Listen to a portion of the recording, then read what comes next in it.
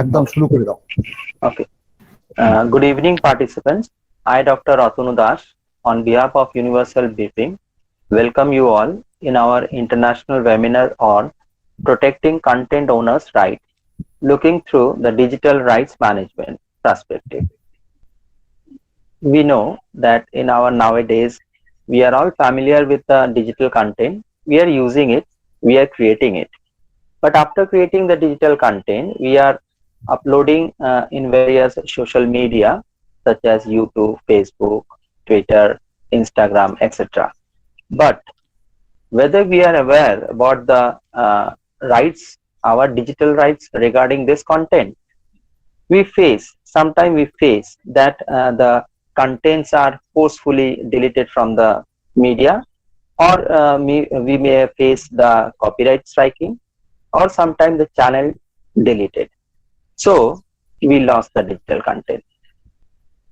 Today, we have three eminent speakers, Dr. Saptarshi Ghosh, Mr. Indranil Gupta, and Dr. Avik. They will highlight on this matter with us. So I welcome our sir, Professor Dr. Udayan Bhattacharya, Professor, Department of Library and Information Science, Jadavpur University, President of Universal Briefing, and the moderator of this webinar. Sir, please. শুভ সন্ধ্যা, নমস্কার সবাইকে। যে thank you Atanu, তোমার আমাকে সহযোগিতা করার জন্য। যে আমাদের এটা অনেকগুলো ওয়েবিনার এর মধ্যে আমরা করেছি, তার মধ্যে এটা একটা। আমি একটু শুরুতে একটু বলতে চাই, এটা মানে খুব একটা অ্যাক্সিডেন্টাল একটা ওয়েবিনার বলা যেতে পারে। যে আমাদের একজন ছাত্রী তীর্থা আজকের মিটিং এ এখনো জয়েন করেনি, হয়তো জয়েন করলে খুশি হবো আর কি। ওর একটা প্রবলেম হয়েছিল, ও একটা খুব রেপুটেড সিঙ্গার এবং রেগুলারলি ওর যে কন্টেন্ট গুলো আছে, যে গানগুলো আছে, সেগুলো ইউটিউবে আপলোড করে। কিন্তু খুব রিসেন্টলি রবীন্দ্রসঙ্গীত একটা করার পরে দেখা যাচ্ছে ওকে ওই কপিরাইট স্ট্রাইক যাকে বলে একটা হয়, এবং সেটা ওদের সঙ্গে ইন্দ্রনীল বাবুর সঙ্গে এবং তীর্থার সাথে কনভারসেশন হচ্ছিল। আমি সেটা ফলো করে একটা কমেন্ট করি, সঙ্গে সঙ্গে ইন্দ্রনীল আমাকে বলে ও আমাকে ইউবিদা বলে, ইউবিদা উই শুড ডু সামথিং। আমি ওকে বললাম ঠিক আছে, আপনার সময় মতো কথা বলে নেবো। That was the simply Inception of this webinar. এইখান থেকেই আমাদের শুরু, বেসিক্যালি দ্যাট ইজ দ্য সিজ, সেখান থেকে আমরা শুরু করি। তারপরে আমি সপ্তর্ষি, ইন্দ্রনীল বাবু এবং আমাদের ইউনিভার্সাল ব্রিফিং এর টিম যারা ম্যানেজমেন্টে আছে, আমরা একটা করে ঠিক হয় যে আজকে এটা করবো। বেসিক্যালি এইটা সম্পর্কে আমার যে খুব ক্লিয়ার কাট আইডিয়া আছে তাও নয়, কারণ আমিও শিখতে চাই। তখনই আমরা ঠিক করি যে আমাদের যারা এসব নিয়ে কাজ করেন, সপ্তর্ষি আছে, ডক্টর প্রফেসর সপ্তর্ষি ঘোষ, আমার খুব কাছের বন্ধু, এবং ন্যাচারালি এটা বলার প্রয়োজন নেই, সপ্তর্ষি আমাদের যারা ভারতবর্ষে লাইব্রেরি সায়েন্সের সঙ্গে সঙ্গে টেকনোলজি ডিল করেন, সপ্তর্ষি তারা ওয়ান অফ দ্য বেস্ট বলে আমি মনে করি। ইন্দ্রনীল বাবুর সম্পর্কে অতনু বলবে, খুব একজন স্বনামধন্য ইনফরমেশন টেকনোলজি প্রচুর কাজকর্ম করেন। রিলায়েন্স গ্রুপের ওয়েস্ট বেঙ্গল ভারতবর্ষের চ্যাপ্টারে উনি ওয়ান অফ দ্য পাইওনিয়ার্স। আর ডক্টর অভিক রায় হচ্ছে আমাদের ইউনিভার্সাল ব্রিফিং এর একজন কর্মকর্তা বা অর্গানাইজার, এবং সেও এটা নিয়ে ওর নিজস্ব ইউটিউব চ্যানেল আছে, কাজ করে। তো এইটা দিয়ে শুরু হয়েছিল যে কপিরাইট স্ট্রাইক বা ইউটিউবে বিভিন্ন রকমের ঘটনাবলী ঘটতে থাকছে। আমি শুরু যাকে বলে সেটা আমি ইনিশিয়ালি বললাম, অর্থাৎ সেইখান থেকে আমরা শুরু করেছি। ন্যাচারালি আজকে যে টপিকটা আমরা ঠিক করেছি, protecting content owners right, looking through the digital rights management perspective. এবং অতনু অলরেডি বলেছেন যে কারা কারা বক্তব্য রাখবেন, এবং যেটা একটু বলার কথা যে আমরা ইনিশিয়ালি 20 থেকে 25 মিনিট বলার জন্য প্রত্যেককে অনুরোধ করছি স্পিকারদের, এবং তিনটে বক্তব্য হয়ে যাওয়ার পরে আমরা কোশ্চেন আনসার নেব। আশা করা যায় কিছু কোশ্চেন আনসার থাকবে, তখন সেটা দেখা যাবে। সে কারণে আমি তিনজন কি করছি, just try to restrict within 20-25 minutes. যদি বেশি হয় ঠিক আছে, দেখা যাবে, ম্যানেজেবল। কিন্তু ইনিশিয়ালি এটা আমার রিকোয়েস্ট আপনাদের কাছে যে এটা করার জন্য। তো আমি আপাতত অতনুকে বলছি, অতনু প্রসিডিং শুরু করো, ঠিক আছে? Thank you, sir.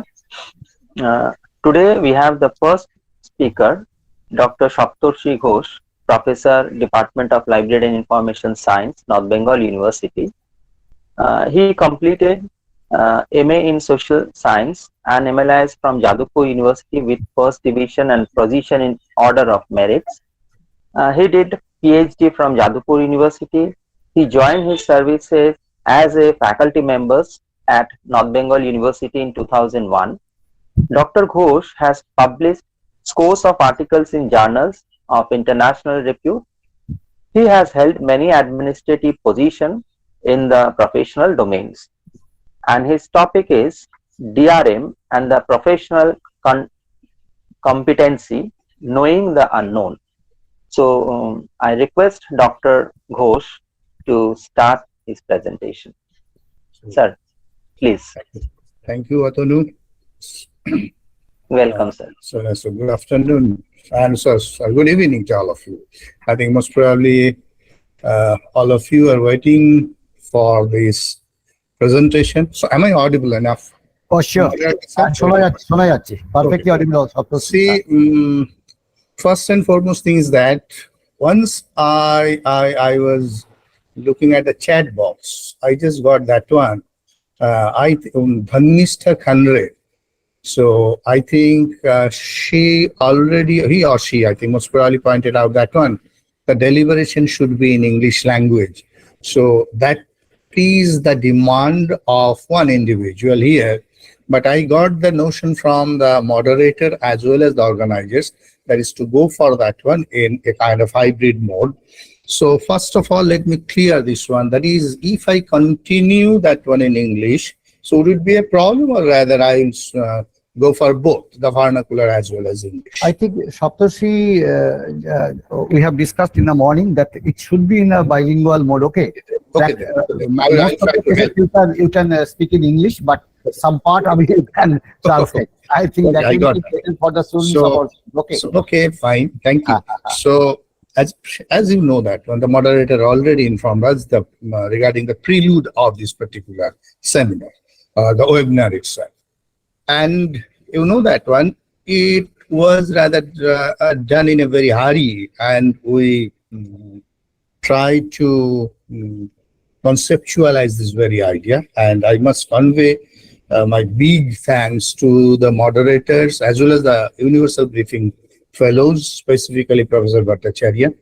And also I want to tender my sincerest thanks to Indranil, Mr. Indranil Darjeeling, who has been instrumental in carving all these nefarious activities and malicious activities by the digital hooligans with his insights for a long time. And this seminar is rather, you can say, one kind of motivation from his part also, that Universal Briefing came together and they joined their hands, and we agreed to deliver something. But see, most of the deliberations, and whenever some kind of official deliberation is going on in a particular platform, these require some kind of thing like a kind of structured way of presentation. So that's why. So I devised that one. So I made my presentation regarding the DRM, that is the digital rights management, and specifically for the professionals. So what they know, what they do not know, and many of the professionals right now, they know very well regarding this one, but there are different stray events or different special events are there, which may not be very much accepted or very much idealized or conceptualized, and which requires the immediate attention. So for that cases, Universal Briefing, Indranil, they are there, and we are also there. But this one is a kind of orientation from our part, and that is the first orientation. So I am starting with the DRM. The actual nail in the coffin will be hit by Indranil himself, and Avik will again go for the other things like deliberation regarding something. So I am rather concentrating on that one, my part. So actually in this, my deliberation is more academic than that of practical. But I hope the second speaker, Indranil, will go for doing the right thing, or he will do the right one. So for my presentation, I just want to try, I will try myself best for keeping myself confined within the time. And you see, for many occasions, recently I'm hearing that one, what I usually I'm telling people are not I am guessing that one. People has to guess that one. People too much, and they are not getting that one properly. So in this particular presentation, this is rather a kind of restructuring myself, also a kind of demotivating myself also. So I want to present this one in such a way so that I'm rather being a layman and I'm presenting the learners. So this is a kind of one-to-many directional presentation, and here I think might be at the end many of you will fill the gap that are there. Okay, so I'm going for presenting that one. So there are so many things, so many slides, but believe me, I won't bother you with all these things, but I'll try to keep myself confined with that one. So most probably I'm visible. And once I'm saying this one, so I think my slides are visible. Yes. It is Okay. visible. So it's visible.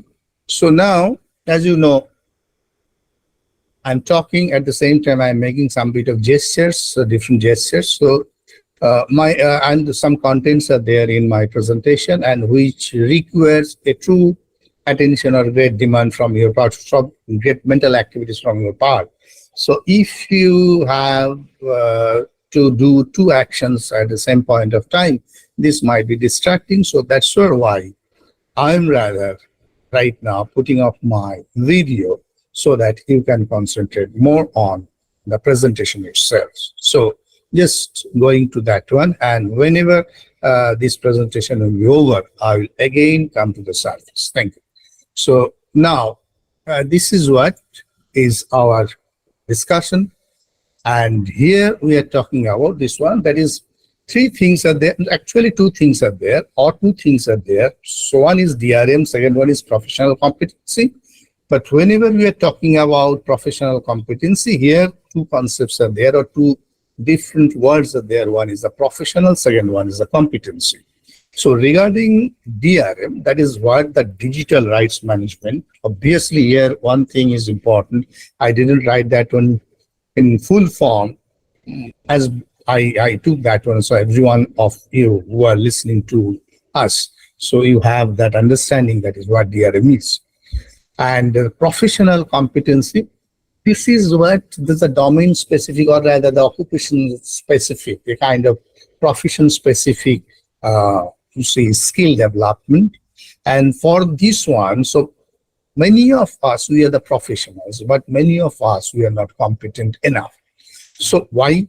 So I'm not saying that one, we are not competent enough because of our way of learning. So I'm talking about competency because the day by the day, the different types of knowledge that are being generated, and a professional may have the hard time to grasp all the things at a single go. And right, as because you see, you have to work in your organization. At the same time, you have to learn that one of your own. This is a kind of self-paced study, or rather a kind of passionate study. So many times this competency development takes a bit of time. So if someone gives you some kind of information regarding that one, so the words, even the stray words, if these are rather given to you, so you can even make the nodes and relationship with those particular constructs, and you can develop a proper understanding of that one. And that was the that is rather the motive of this one. So now I'm going to this one. So my second slide is that one. So that is, you see, Otanu was saying that one, that is the content. We were saying that one, that is how we are developing, or rather how people are developing. So practically speaking, what we usually do, we develop content, whether this content, so to today's perspective, we are talking about the content which are digital in nature. We are not talking about those contents which are rather in printed form, or rather in other forms, or not, that is not in binary form. Rather. So in that case, so practically speaking, either we are rather the content grabbers, content users, or rather we are the content developer. So as one individual, so we have two roles. Most of the times we are the content grabbers, and more frequently, or rather, we are also developing content also. But in between that, so content grabbing and content accessibility or accessing the content, in between that, there is a layer, or there are different types of layers. You can say the packages, protects, licensing. These are them. So once we are asking for that one, so is when, as for example, you developed a content, you kept that content in one repository, and then someone is rather getting that one from that repository. In between, some of the laws are there, restrictions are there, licensing is there, or rather some kind of agreement is there that you have to abide by, because you are not keeping that information in your place repository, the repository owned by you. So you are keeping that one in a third party, or rather the repository of a third party, where that third party, they are also imposing some kind of restriction between you as well as between the content grabbers or content users. As you know that one, in YouTube video, many times whenever you are uploading, you have to abide by one policy, whether this is the kid safe or not. So this is, you know that when you are making the educational material, but at the same time, you have to agree with that one. So this is how we are doing. And then we are coming directly to digital rights management. And this is that is the technologies that control how digital content is used. Now see, digital rights management and fair use, there is a term fair use. I will, whenever at the end of my slide presentation, I'll show you that one in fair use. This is a kind of statutory exemption of this copyright law. So where you can exercise, or you can exercise this one, or you can go, you can pass away this one, or you can even cross this thing, copyright, under certain conditions. So now regarding content owner, so content owner, that Atanu stated, or rather the moderator, Prof. Bhattacharya.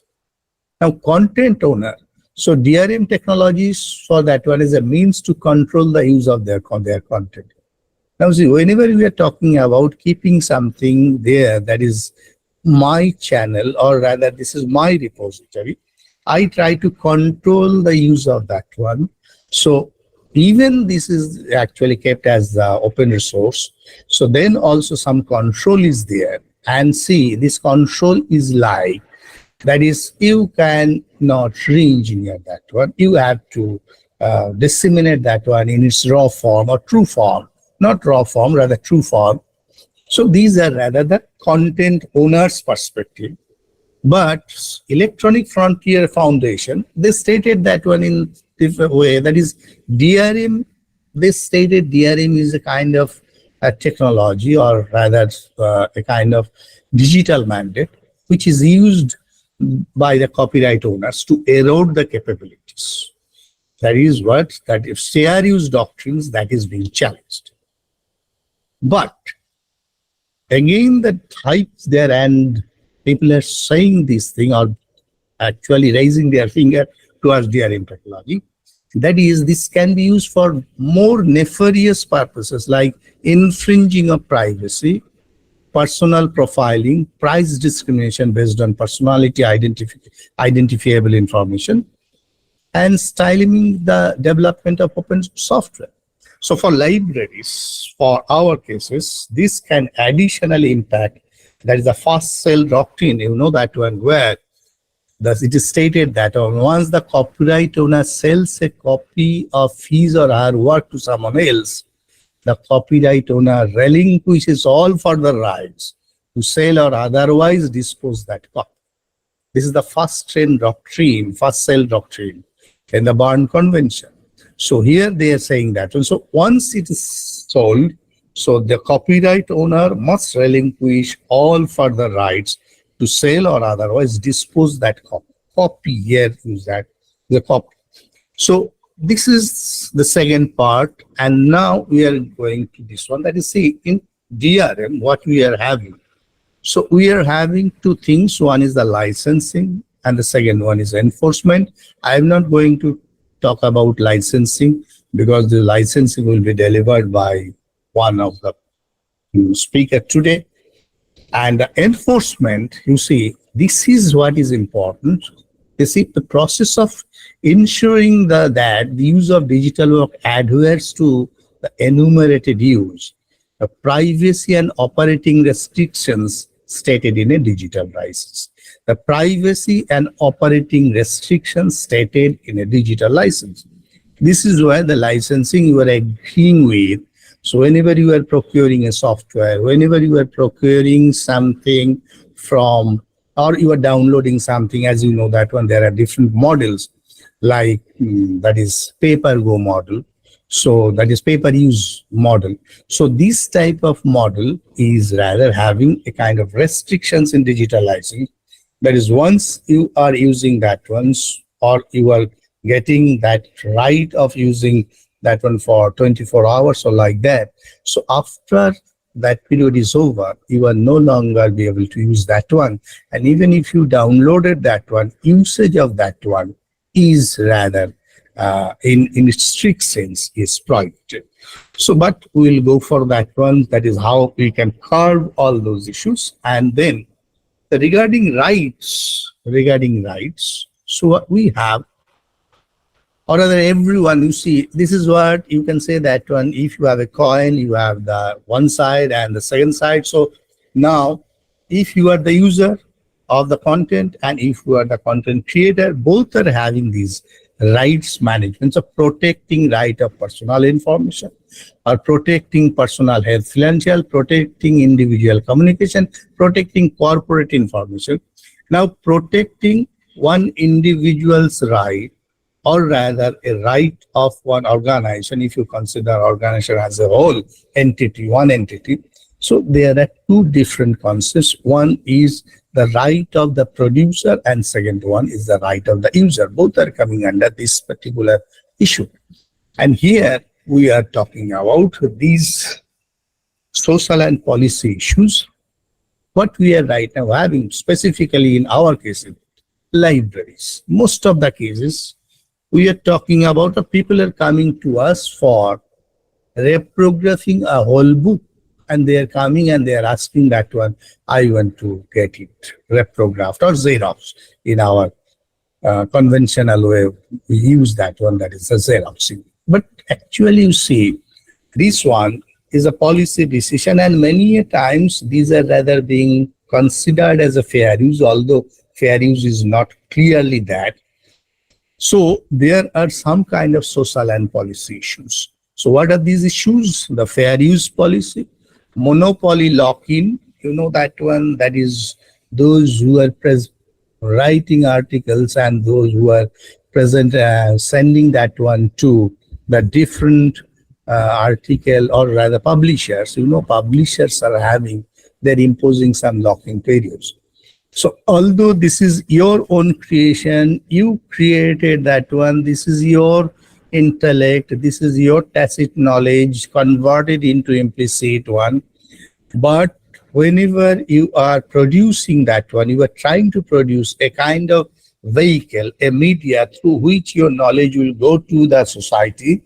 And in that case, someone is there who is just the intermediary and doing that one. They are imposing that lock-in period. That is a kind of embargo. That is, you can't even that is disseminate that information. Give a copy of your article to your friend XYZ anywhere, not even in your institutional repository, if the lock-in period is there. And this lock-in period is actually written in the charter or the mandate that produced by the publisher and the publisher themselves. And you have to go for that one. You have to accept that agreement. So, and the erosion of copyrights and in favor of the contents, archiving policy, DMCA, that is the Digital Millennium Site, and I will come to that one later. And then information wants to be free, consumer expectations, draconian licensing policy. So these are the different types of social connotations that we are having regarding DRM. And now, if you go for the DRM and creator, how the relationship between these one concept and one object, entity, individual, so how it is rather playing the role. So creators are having exclusive control and regulatory technology on the content, and the establishing the network with the user and promotional activities, they enjoy right under the law, license, and contract.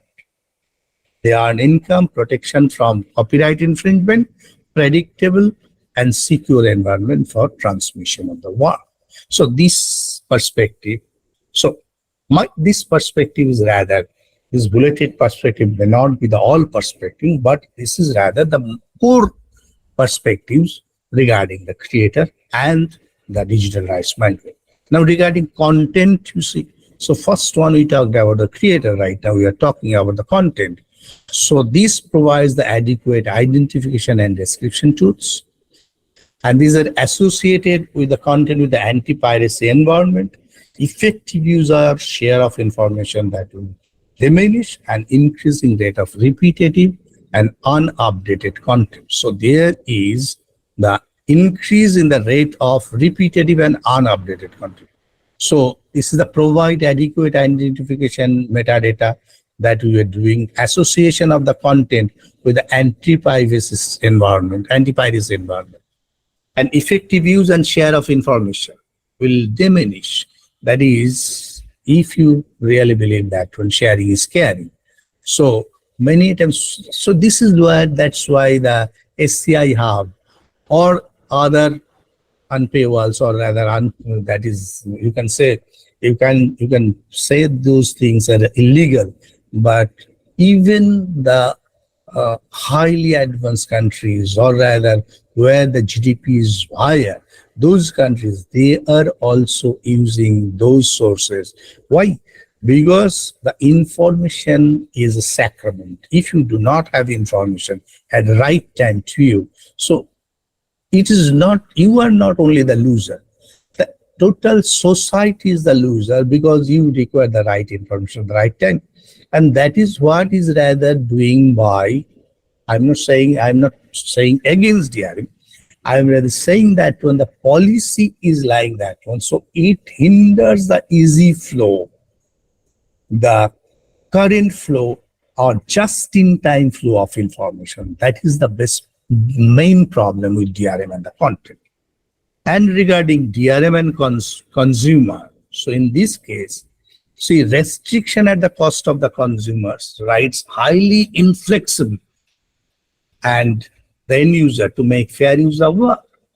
The cost, and the series of concentric levels of control, that is computing environment, paid materials, activities, and threat to personal information. And so consumers are having three basic problems. One problem is the cost of the material, one thing. Second one is the control, that is the concentric level environment.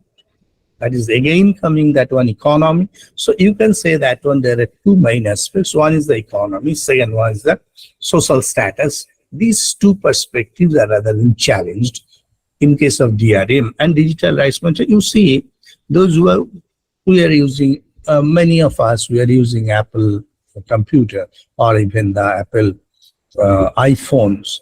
You know that one, you just can't install any software in any Apple computer bypassing App Store or Apple Store. That is, they won't even allow you to use that one. So you can go with the reverse engineering, you can use Xcode, you can write something, but this market is not that much of a kind of ripe market where all these work will get paid. But that's why in Windows platform, most of the software, the people are rather trying to re-engineer. There are a lot of sites are available where the re-engineered softwares are available. They are rather selling that thing. Even if you go for some kind of the web things like this WordPress as well as the plugins of WordPress, you will see there are floods of sites who are rather giving you, selling you the the add-ons of WordPress that is known as null. So this is where so they are challenging this DRM, digital rights management. It is obviously unfair, but the problem is the price, because the price is for the third world countries like India and others, where the surplus is very little and where the orientation is not that much, where the awareness of using, if you can call this one as a digital literacy, is not being disseminated or transferred, or we cannot even make people that digitally literate in that sense, a kind of. So we are not very much in favor of procuring digital material, and we can't even think of that one. That is, we have to pay for that one for each and every time, but we want to get that one, that is the facility. So this is what a kind of consumer orientation is also required, and library can play a big role regarding this. Now, Digital Millennium Act that came in 1976, sorry, not 1976, that is actually, so it's the first big revisions for the copyright law. And then the extended length of copyright and made it illegal for anyone to circumvent the encryption schemes placed on digital media and the copy controls, even for the fair use purposes. And now I'm coming to the right-based analysis. So this is what rights-based analysis. So what is the right and why you are talking about that one, the rights?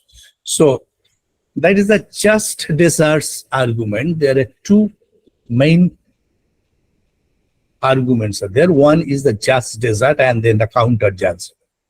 Just deserts arguments are like that one, that is, see, programming, or rather here you can say that one, that is keeping a repository, maintaining a repository along with all software, everything, and the infrastructure as well as the running the concurrent machines in real time in a synchronous way. It is really hard, and only few can do that one, and they should they should be paid for their labor. But in case of, you say, criticism, so they are saying that, and why are you rather tagging your ownership with the labor itself? So you better take the money, but you don't think that one, that is, you are the owner, so you have given the labor once, and for that one you cannot continue the legacy of your labor, or rather the concept of the labor you have given for a particular thing, so for a long time, so for the eternity. This is one. And intellectual property is not like that one, that is a physical property. So these are the arguments and counter arguments that we need to know. So we are living in rather in a dilemma, a kind of paradoxical between this. So next is, these are the criticisms regarding digital rights management, but still criticism doesn't mean it's not there. Criticisms are rather there. Those who are thinking that on digital rights management is curbing their own right. So they're saying that is any technological fix is bound to fail, and DRM undermines fair use. DRM could reduce competition and the monopoly, you can say, and some schemes make anonymous access impossible. Now, these are the criticisms. This anonymous access impossible means that is the technology behind DRM might identify the identity of the person from where you are using that one, from where you are accessing those materials. These are the criticisms of digital rights management. And now, this rights management, I'm just bypassing this one. It's not right now important. So one thing is there, I want to emphasize regarding this DRM. So we have another idea, that is, we came across one other perspective, that is known as information rights management. Now this IRM, this information rights management, This is a discipline involves managing, controlling, securing content from unwanted access. You can say that one, this is a subset of digital rights management, which protects the multimedia content, including video and music. This is the information rights management, and DRM technology protects intellectual property and sensitive information from patent to copyright infringement. By contrast, IRM protects sensitive data, especially data that's exchanged with parties outside an organization, as suppliers, partners. So information rights management is a subset of DRM, and so in our cases, this comes also under the purview of information professionals, right, to understand something regarding the information rights management. And the central issues are rather, and another concept is there we can have the automated rights management. That is the machine-driven rights management, so automated one. So it's not the licensing in that sense, but some can see DRM. So whenever, just think about Microsoft licensing policy regarding Windows, and why whenever you are getting that one, that is genuine Windows or Microsoft genuine authentication program. So you will see that one, that is your window is not genuine, activate Windows. So these are rather, you can say, the usage of automated rights management. So here, so this automated management, we have the different technologies, the protected and unprotected content channels. And then we are going for, so no, don't go for that one. Now, this is what the Berne Convention, where the literary and artistic works regarding that one, so exclusive right of reproduction is given under Article 9.2. So what is that? Limitations and exceptions cannot be overly broad. So that is the special cases. Limitations and exceptions cannot rob right holders of a real or potential source of income that is substantial. Limitations and exceptions cannot do disproportional harm to the right holder. These are rather the context stated in Berne Convention. That is, you cannot, so by the means of exceptions, you cannot say or you cannot overpower the person who is having the right. Otherwise, you can say that, and you can exemplify that one. You can expand that on the concept with the help of law or the kind of legal experts. So we'll come to that one for regarding Indian's perspective. Very recently, we got, not recently, 3 or 4 years back, it started. So I am rather on the verge of closure. So okay, I have to be hurry. So next one, we are going for that on the professional competence. Why I link this one with the professional competency. Now see, professional competency, we are having so many competencies in the society, but the professional competency is something like that one, where you have to reshape yourself for sustaining into the professions, and as one individual, you have to acquire the skill required for your own sustenance and for the sustenance of the domain itself. That is known as professional competence. As for example, you see, you cannot say that one, I am rather 60% professional. You cannot say that one, I am 90% professional. One individual who is not 100% professional, he cannot be considered as a professional at all. So if professionalism is the main thing, you have to say that one, this is 100. So you cannot undermine the very perspective of professionalism by saying that one, I am 90% professional. It's no way possible. And competence means to be a professional, you have to be with the profession, and whatever is coming into your profession, whether this is inert or exert, you have to try to accept that one. Might be you are not being able to grasp everything, but you have to have the passion of understanding that one. That is what is the professional competency. And regarding professional competence, you see that we are talking about, this is the skills, knowledge, attributes that are specially valued. And right now, no person working in anywhere, even in any office, so he can't say that one, I do not want to work with the digital environment. I do not work in the digital environment. He can't say that one. And that is why he and the libraries, or rather information professionals or the faculties everywhere, you have to judge that one. That is sound judgment and high impact decision making capabilities. That is what, which one is right, whether this thing. So most problematic thing is that till date, we do not very much understand the difference between the contract as well as the act itself, and how one is rather asking us, or rather how to make the agreement in between, and what are the different inner meaning of those lines where the agreement is made. And that is what is important to understand.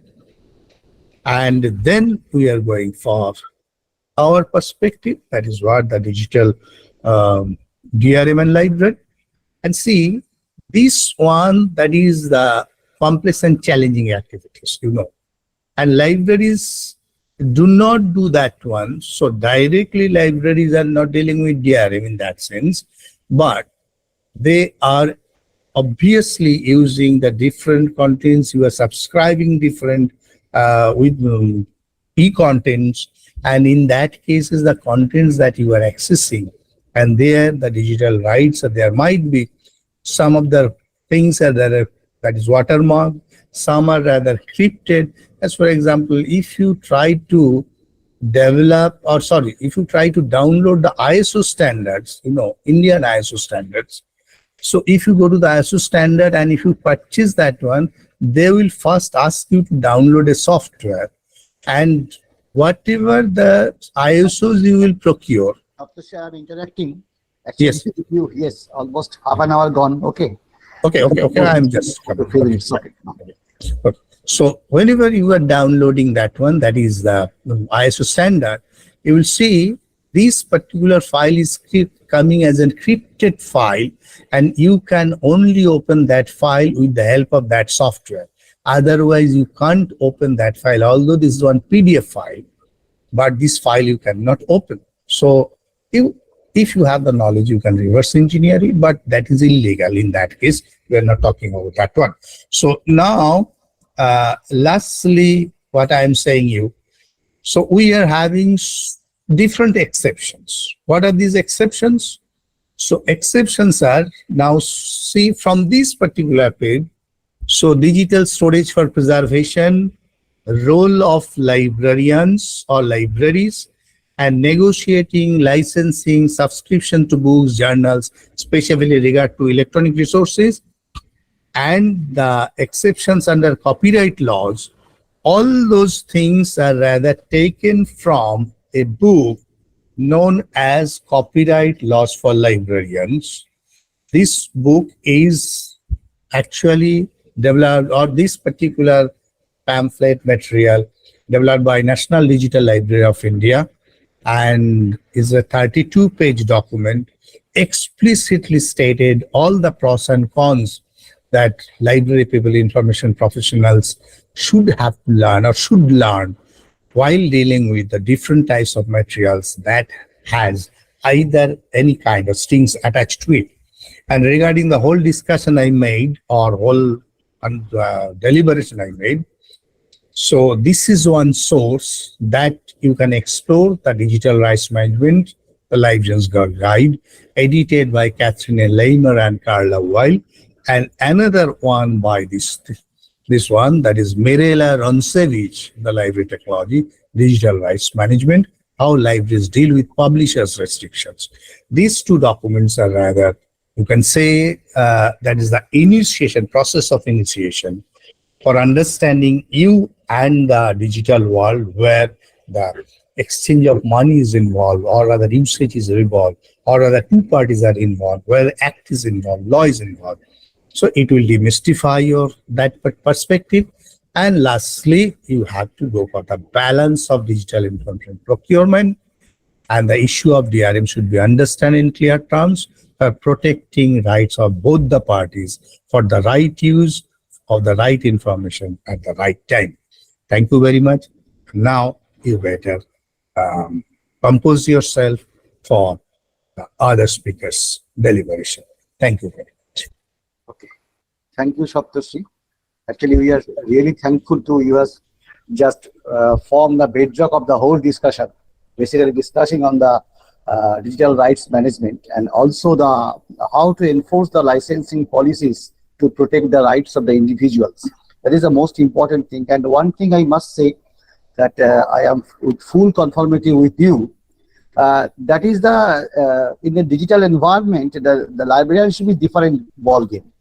So those days are gone. Yes, so we have to learn our next generation who are going to be the librarian of future librarian should train themselves to encounter the different type of digital, what can I say, digital attack, whatever might be the term. Best term, I don't know what should be the best term to describe the whole thing, but digital competency to attack on this privacy, licensing, etc., etc. Our next generation should be prepared to encounter all these. What can I say? The bombardment from the other ends. So this is the right time to prepare themselves with the weapon with them to encounter themselves. Okay, so we are really thankful to you for accepting our invitation. And now I am going to Dr. Atanu Das to introduce Mr. Indranil Dasgupta, our next respectable speaker. Thank you, sir. First of all, I want to thank Dr. Ghosh for your nice presentation. I hope our audience gather lots of information on digital right management and its different issues relating to it. Thank you, sir. And now we have the second speaker, Mr. Indranil Dasgupta, co-founder L2C2 Technologies, Kolkata. Indranil Dasgupta has been a free and open source software user for nearly the last 3 decades. He co-founded the Indian Linux User Group Kolkata chapter in 1999. He has been an active member of several global open source projects like OpenOffice.org, Bengali localization project, Wikimedia, GDOM desktop, Koha DSpace, etc. He set up the first university central library in India to run Koha ILS back in 2003 and has since then been an active member of the global Koha community. He is presently the CEO of L2C2 Technologies, which is pioneered the concept of cloud-hosted Koha ILS service for libraries in Eastern India.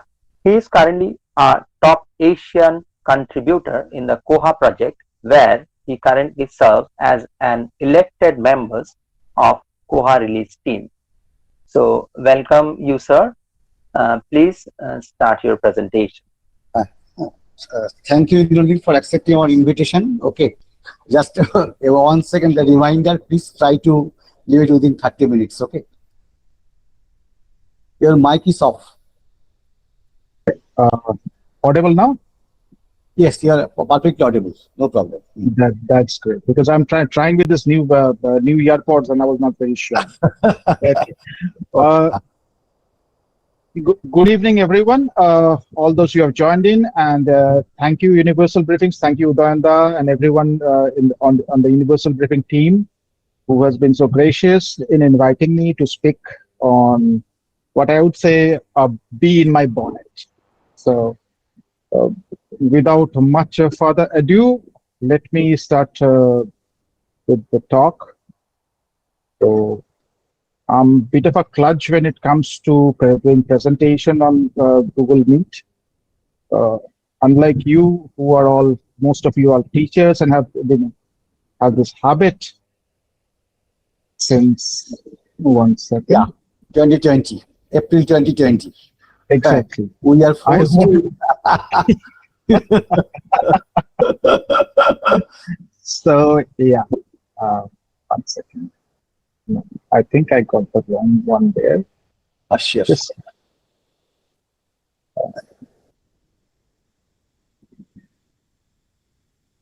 oh,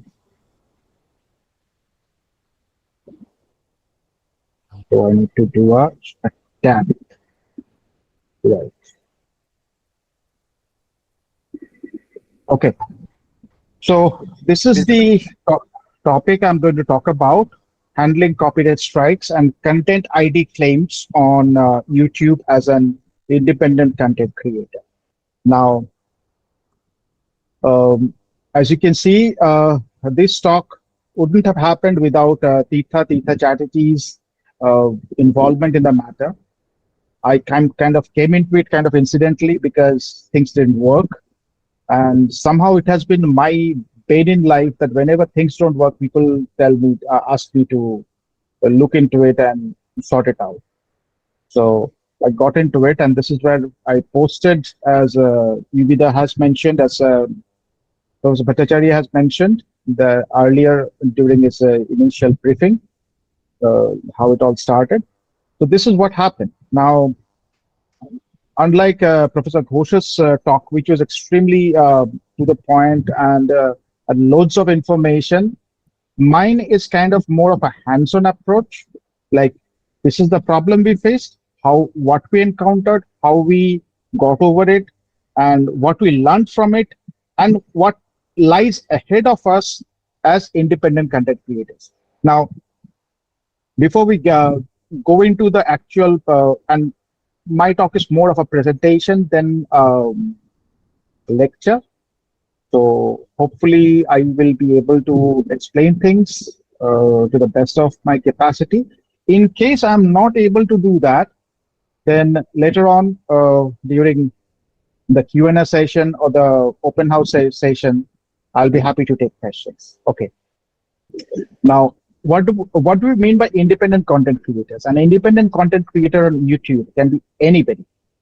It could be you, it could be me, it could be somebody like Tirtha, who, aside from being a library professional, is also a vocal artist. So she just created a channel, and she just started to upload her own recordings of Rabindra Sangit, that is Rabindranath Tagore songs. So she would be an independent content creator. During the introduction, it was mentioned that Dr. Avik runs his channel. He too would be an independent content creator. I run a blog, and I do vlogs on technical content. I too would be a content creator. So anybody who does anything like create orientation videos, create lecture notes, create tutorials, any of us working independently or in small groups, we would basically be classified as independent content creators. Now,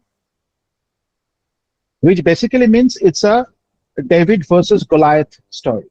We are the tiny ants, and YouTube and the entire legal system is like a giant elephant. So how do we handle that? Okay. 1 second here. Think. Right. So, and how we found out about all this. So around earlier in the previous month, Tirtha created a channel. The channel is right here. So this is the channel. As you can see, it has currently only 2 videos. It's not been promoted much, but this channel was created, and she started to upload the first video on the occasion of Rabindra Jayanti, which is the birth anniversary of Rabindranath Tagore. Now, couple of dates to keep in mind. Rabindranath Tagore passed away in 1941. Okay.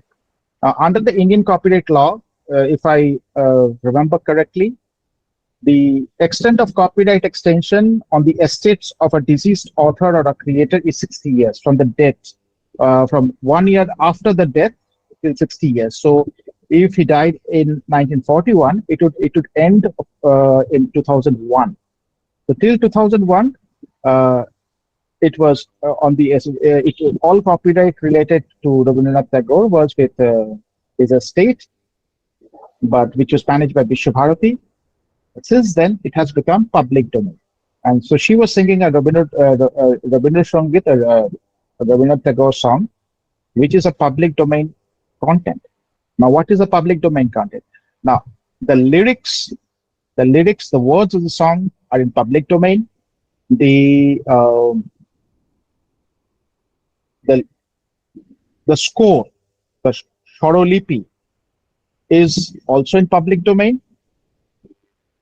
So now anybody can sing. Earlier, people had to take permissions, people had to license from Vishwabharati. That is no longer the case. It's in public domain. So she sang a song on that day, and when she uploaded this, now if you once you did this, right? I think that's it. Yeah, right. Now you can see two songs. This is the one that was uploaded on May 10th. Here it now shows restrictions none, and also this was a song she sang at Rabindra Sadan and uploaded. That is again restrictions none, but this was not the situation. So that is what we will look at, what happened that day. So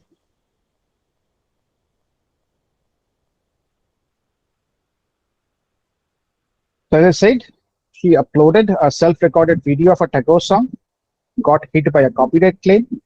Then I came into the picture, we disputed it, got the claim removed, and was it the end of the story? That's a question actually. So just to share with you what happened,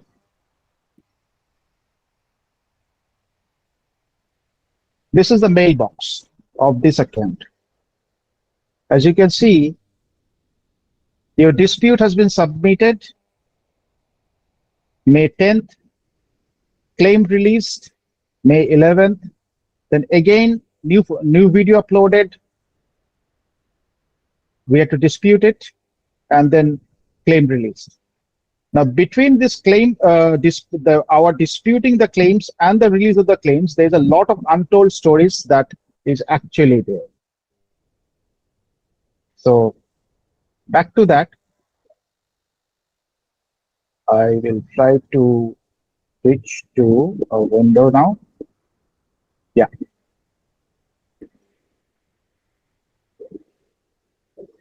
Now,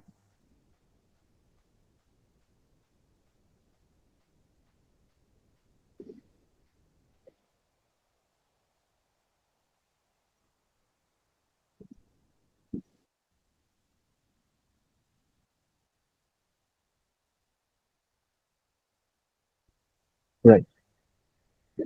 So,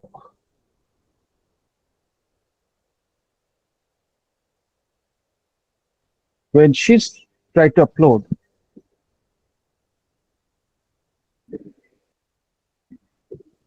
this is the interesting part. The first part of a song was just fine, but then from 2 minutes 1 second to the end of it, let's understand this. It's a 3 minutes. It's about a 3.5 minute song. The first 2 minutes, nobody claims anything. The last 1.5 minutes, suddenly somebody has a claim. And what is the claim? The video uses this song's melody, and that too only in the last 1.5 minutes or 1 minute 45 seconds of the video. It's one single song, sung from start till end. One single song, which is in public domain, sung from start till end,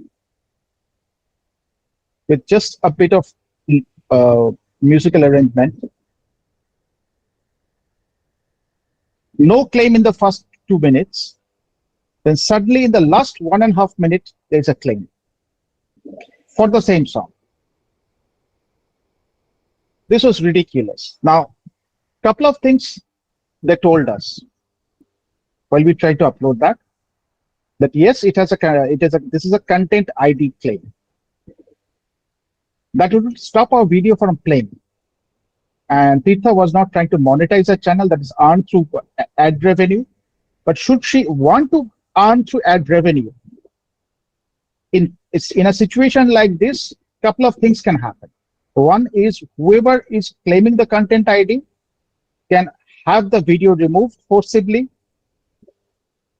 As Saptarshi, as Professor Ghosh mentioned, that track users using nefarious use of DRM, the content ID holder, whoever he, she, or they are, can actually track the matrix, the usage matrix, the viewer matrix, the every interaction, the entire Google Analytics of the video uploaded by Tirtha.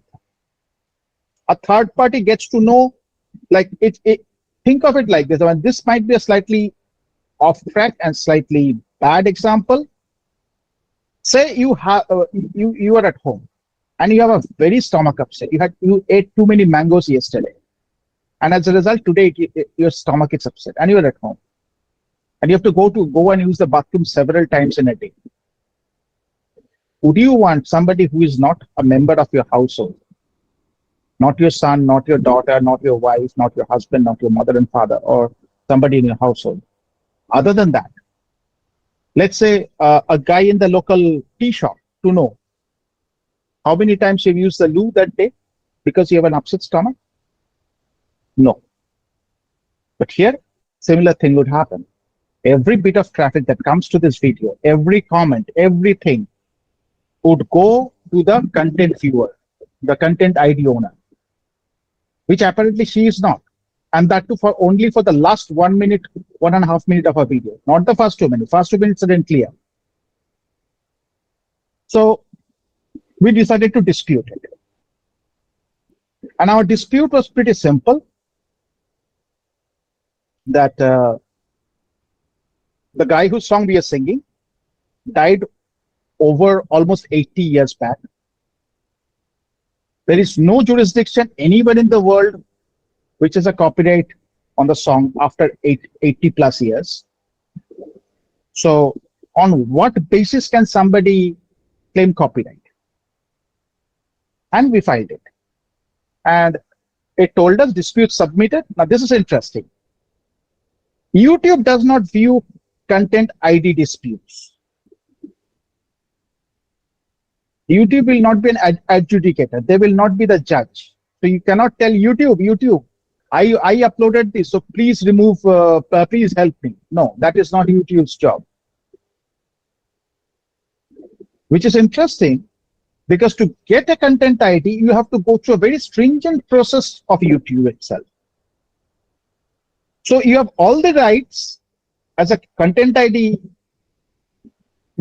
owner, but YouTube has no responsibility. So all rights, no responsibility.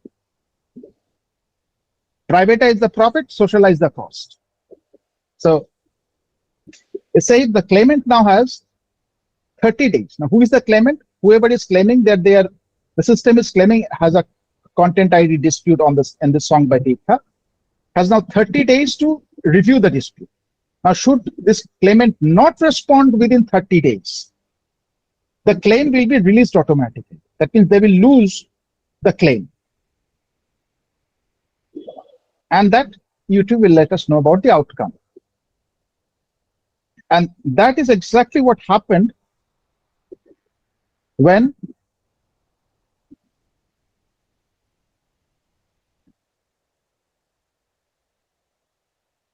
one second.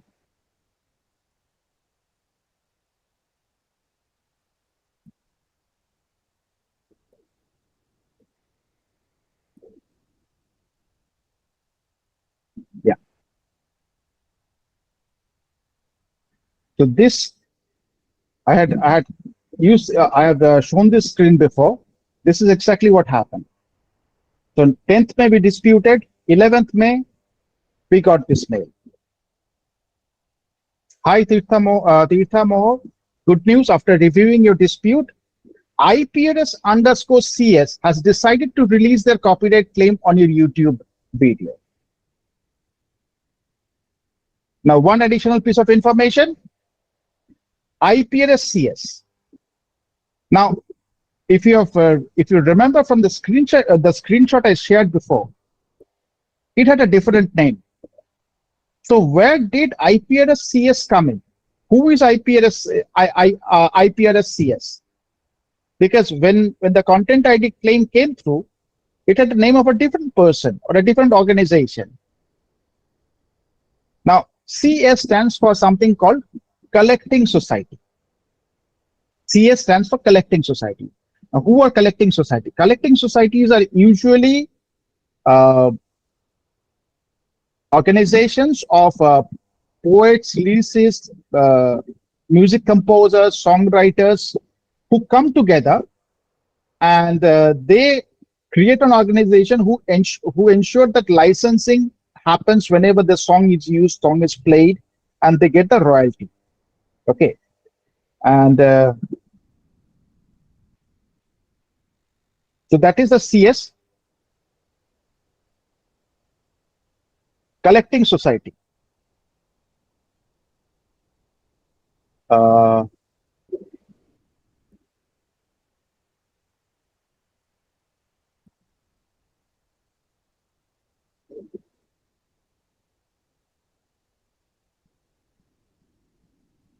That's right. And the full form of IPRS is Indian Performing Rights Society. And this gentleman, Javed Akhtar Saab, is the current chairperson. It was set up in 1969, and pretty much they're catering to music creators, authors, composers, publishers. And it says IPRS helps for music licensee. That is, people who have the licenses to legally use or play music. Just to make things simple, in all our puja pandals and functions in our neighborhood, in our para, we often play songs, whether that be a Rabindra Sangeet or a Tumpa Shona, doesn't really matter. All of those songs are records of members belonging to IPRS. So under law, just like as Professor Ghosh mentioned, that you cannot Xerox or photocopy or reprographically replicate an entire book. You want to play a song, you want to play a Rabindra Sangeet sung by, let's say, Indranil Sen, a record of that. You want to play a copy of Tumpa Shona. You want to play a copy of any music, Hindi music, Bengali music, whatever. That's originally came off a CD or a DVD or an LP or from a streaming platform. You are supposed to pay the tariff. And if you do that, then you can legally play. If you don't, it is illegal. That's the law. That is the law. So IPRS does the toll collection for all these authors, composers, and publishers, or the music creators. So this is who we were getting the release from.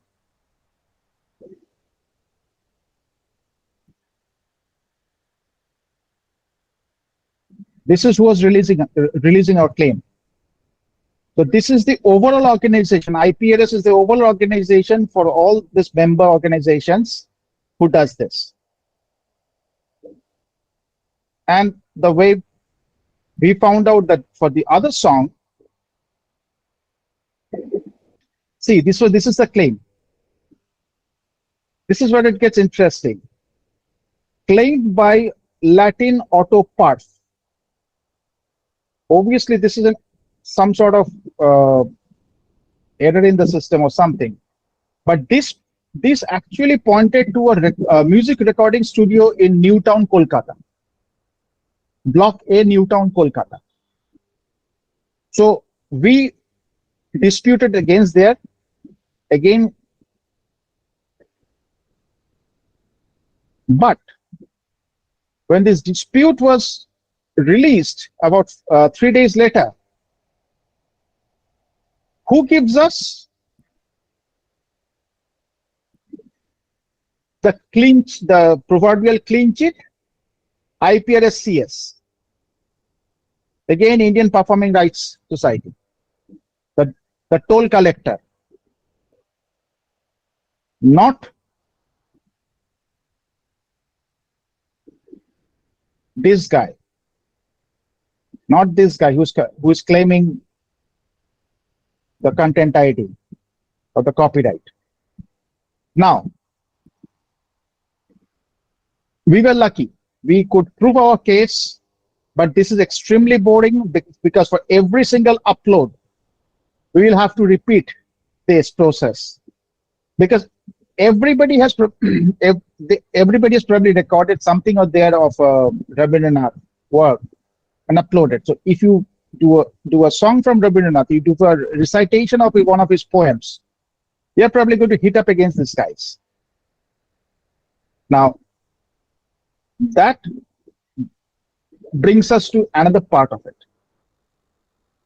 Now, you might ask, what will be our problem if we don't agree?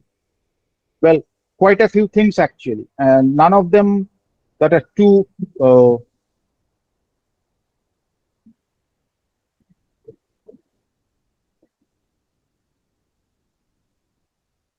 sorry.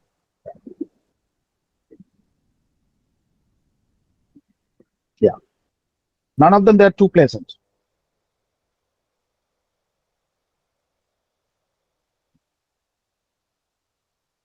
So according to YouTube's help, when a match is found, as happened in both these cases, what will happen? It can block a video from being viewed. It can monetize the video by running ads against it and sharing the revenue with the uploader. Sometimes sharing the revenue with the uploader. Now understand this. It's a Rabindra Sangit of an author, a composer who has died over nearly 85 years back. I record his song. I upload it. YouTube system of this David versus Goliath has this spurious content claim. And I use this word spurious with a lot of thought. Because had it not been spurious, an organization, a behemoth like IPRS would not be releasing our claims. Because if we dispute, and this is the catch, which is why people don't often try to go up against YouTube. Because if you lose the dispute claim, they say no, this is our content, this is our content. You can appeal, but should you lose it, they can basically blow your channel out of the water. That is the terms of service. So sometimes people think that, okay, I have 20 songs online, only one is giving problem. Fine, let's not get into it. Let's not get into it. Let that go. Is that the end of the story? No, that's hardly the end of the story. Because what ends up happening there is even more interesting.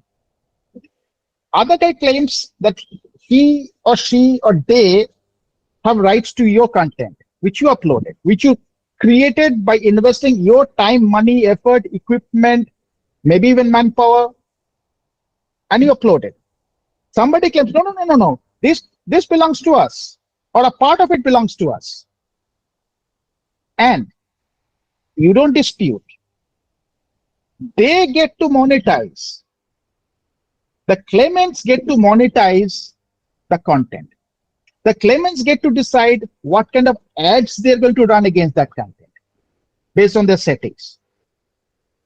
So you do the hard work, You plant the rice, you harvest the rice, you separate the grain from the chaff, and you put it up there in the storehouse. And somebody says, this rice belongs to me, and does whatever it's with it. So monetize, and the other thing that I mentioned, track the video's ownership. And why do content creators why are content creators afraid to take on YouTube? It's couched in very well, not very simple legal terms. It asks you a lot of questions. That's kind of like net national eligibility test MCQs.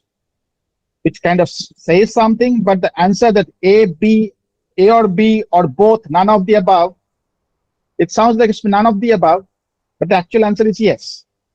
Now, if you by mistake click the wrong one, you lose the mark, you lose that question. Same thing applies here.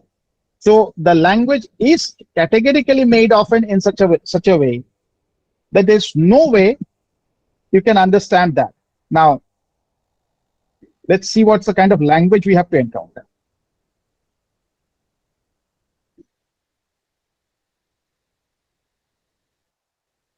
Right.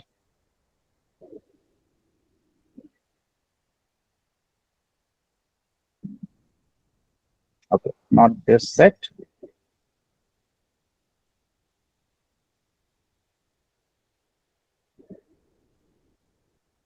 Okay, this is that Latin autoparse guide. On behalf of JMR Music Studio, that is the company, the recording studio in Newtown, Calcutta. And again, only for the last part of the song.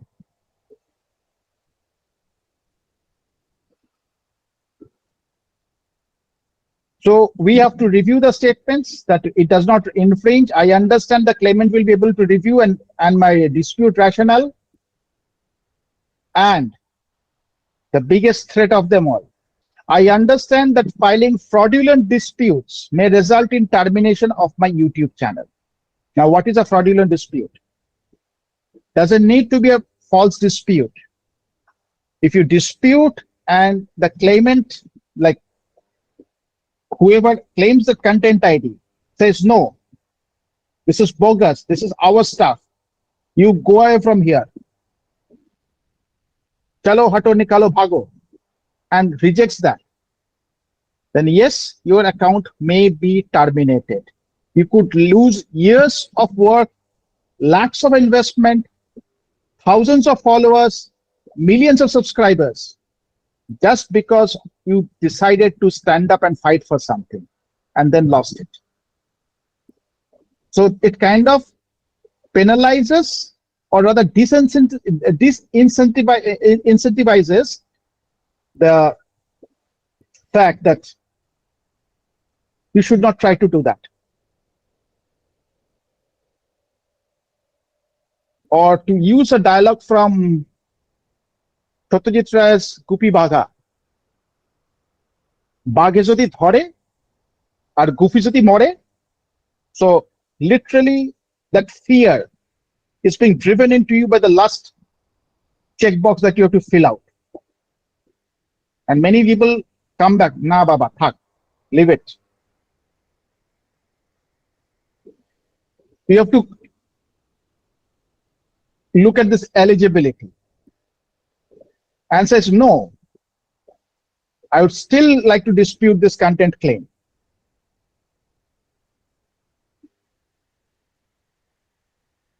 And what was our rationale?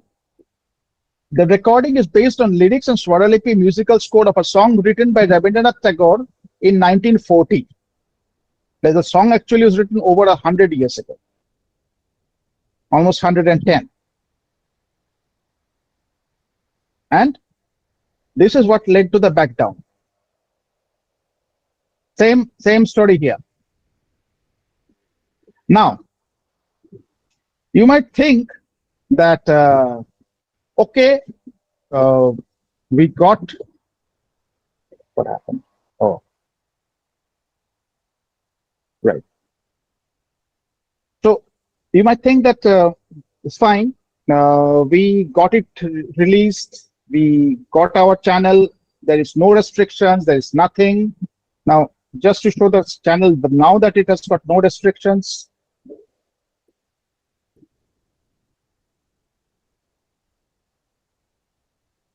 Otano, how many minutes more?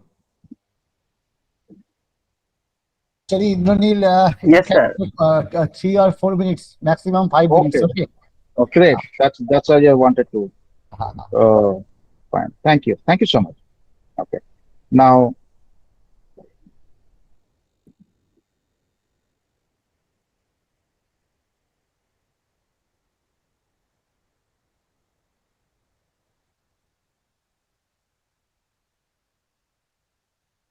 so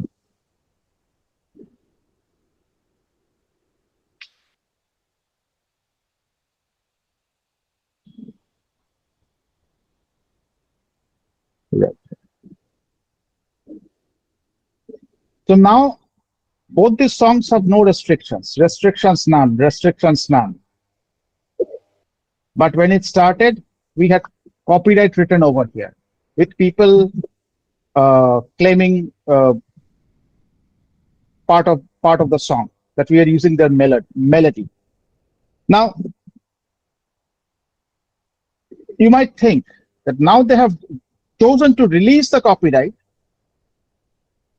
You can use this without any further problem. This is your own custom recording. This is your work.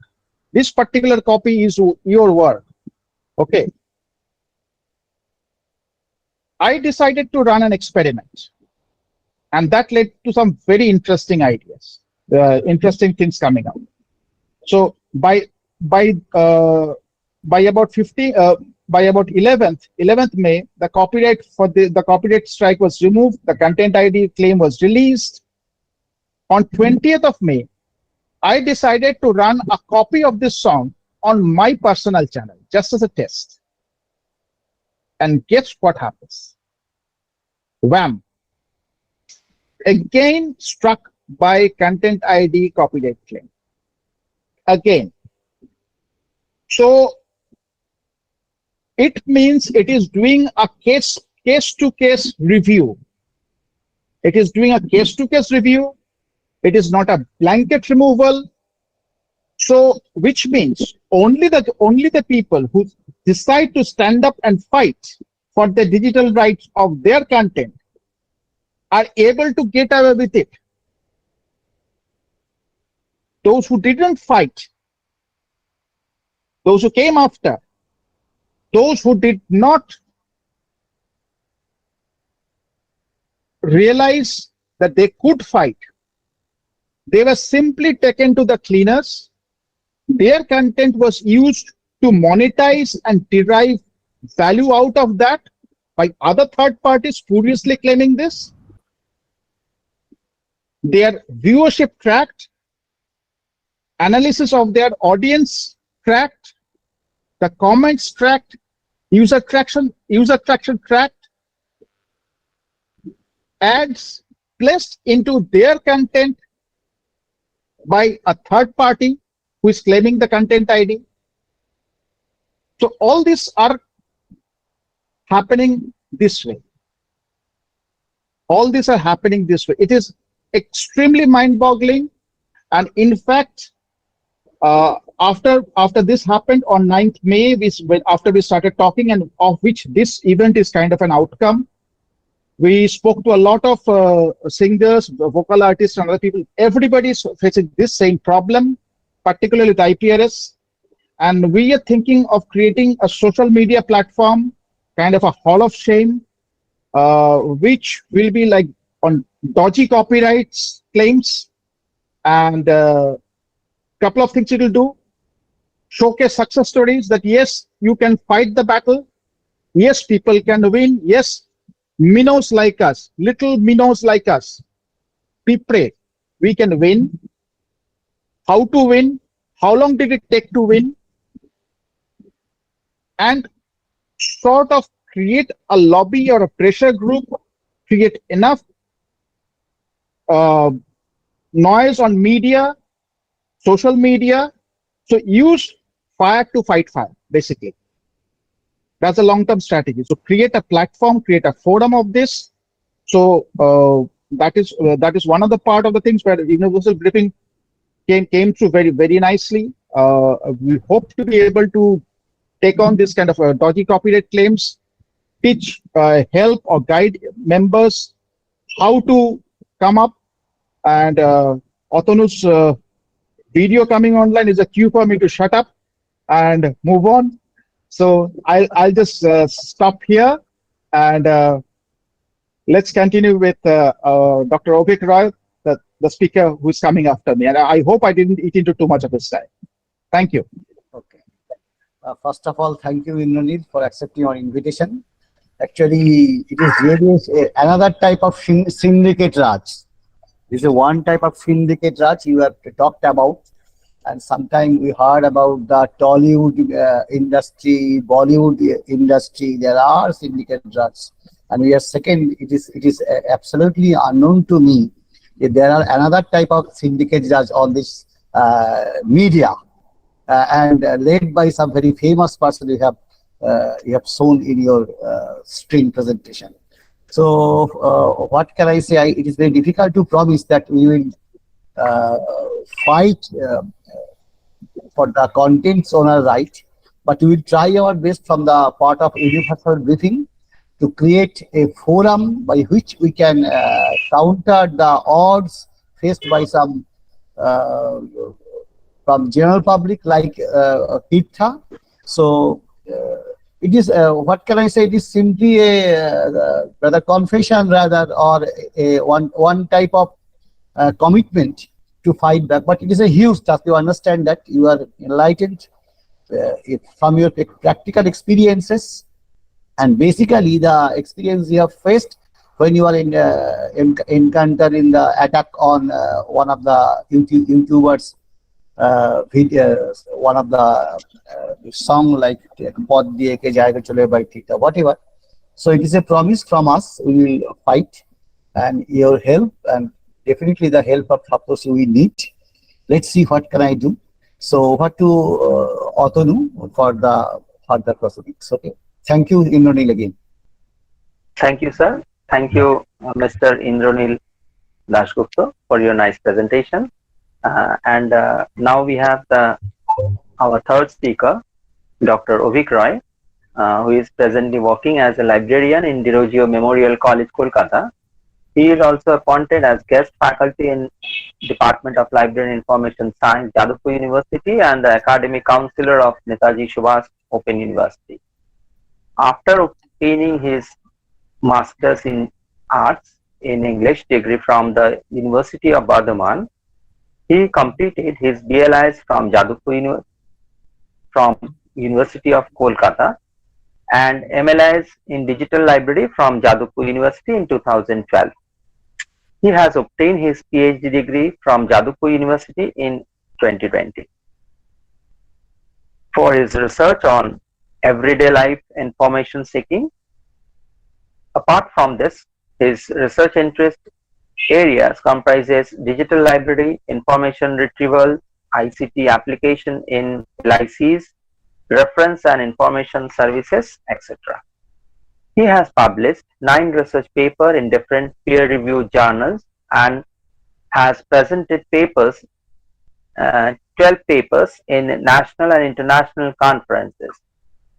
He has guided 5 students dissertation for their dissertation work, and he is the life member of BLA, DLISc and ILA. Now, Dr. Avik will present his topics on Creative Commons, a sojourn for open license in digital journey. So, may I request Dr. Roy, please start your presentation. Avik, one second reminder, just try to finish by 25 minutes, okay? Only? Sir, how much time? 25 minutes. It's already 9:05. So by 9:30 we should finish our deliberation. Then we'll take 3 questions. Okay. Yeah, definitely.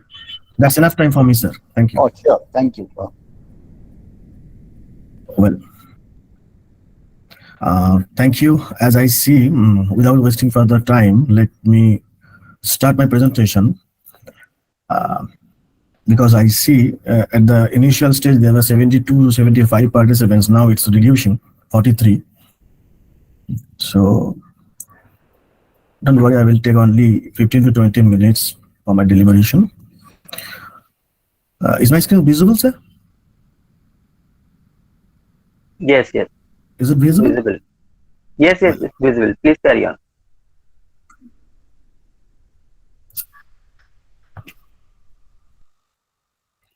So,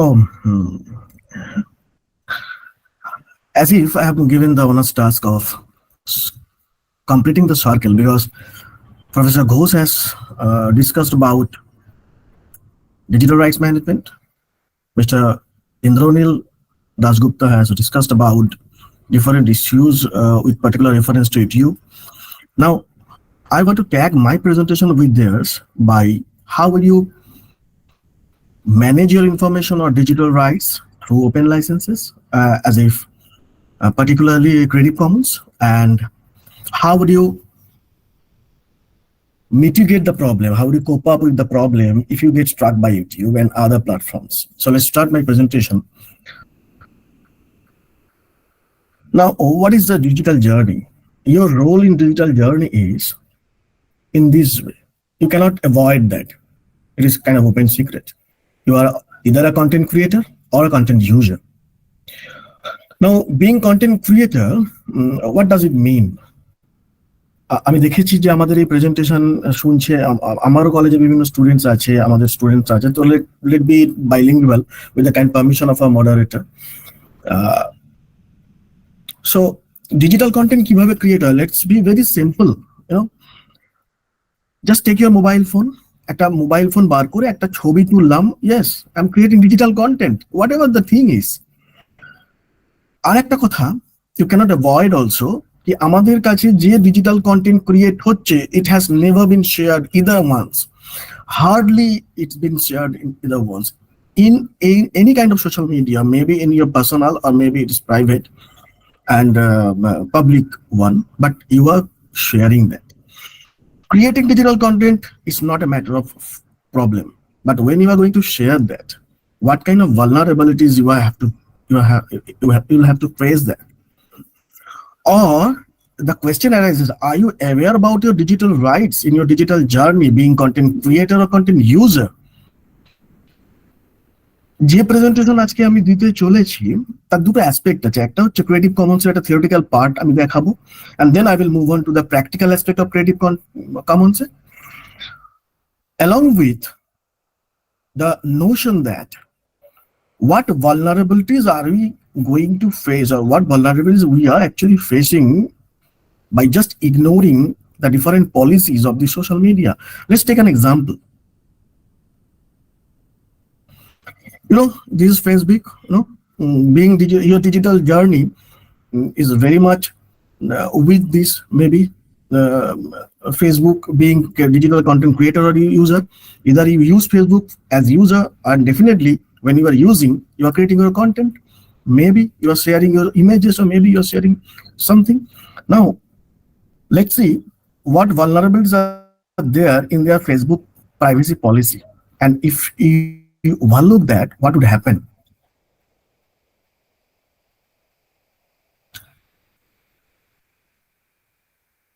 Yes, this is the meta privacy policy.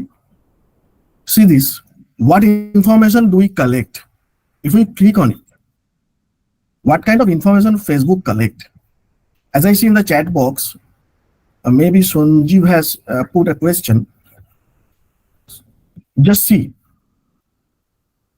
this is the privacy policy. Content that you create, such as posts and comments or audio. Ignore the second one, that's quite technical. Just focus on my arrows. Messages you send and receive, including their content, subject to applicable law. We can't see the content of end-to-end encryption. Well, next.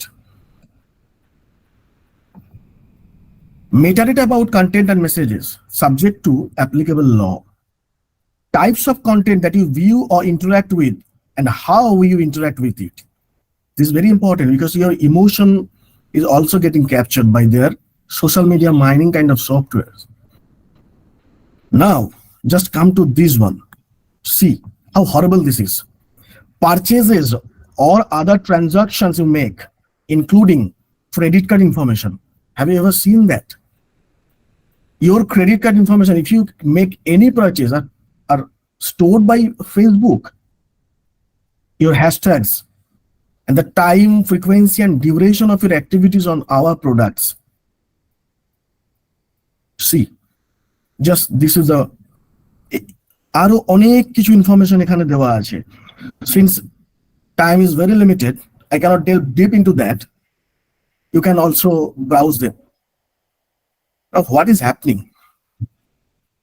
in this social media scenario. You cannot simply just create digital content or take image or something else and post it without knowing their privacy policies. Here comes the concept of copyright. We know copyright, and for the novices or the students who are from bachelor degree, let me tell you one thing, that copyright is the right, exclusive right for on content creator that may be printed or non-printed or electronic format.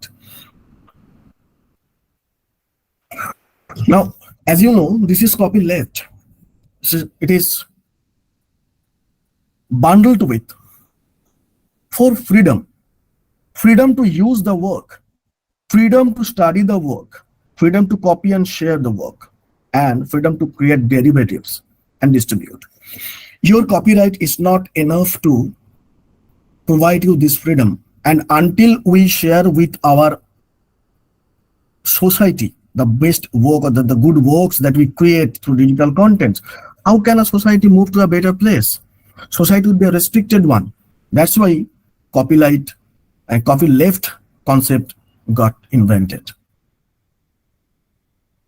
So our movement, not only for this night today through my presentation, but also our movement should be in our real life also, from copyright, as you see the icon over here, to copyleft. Why? Because we want to create a better society. That's why Creative Commons is very much important for us, because as we see from Mr. Indranil Gupta's presentation, that if we let them lose, I say them, I'm not using any particular word, if let them lose, they will engulf you. They will just restrict your movement. Now, have you seen this image ever? This is called the yellow milkmaid problem or syndrome. Let me tell you one story. একটা গল্প বলি আমি।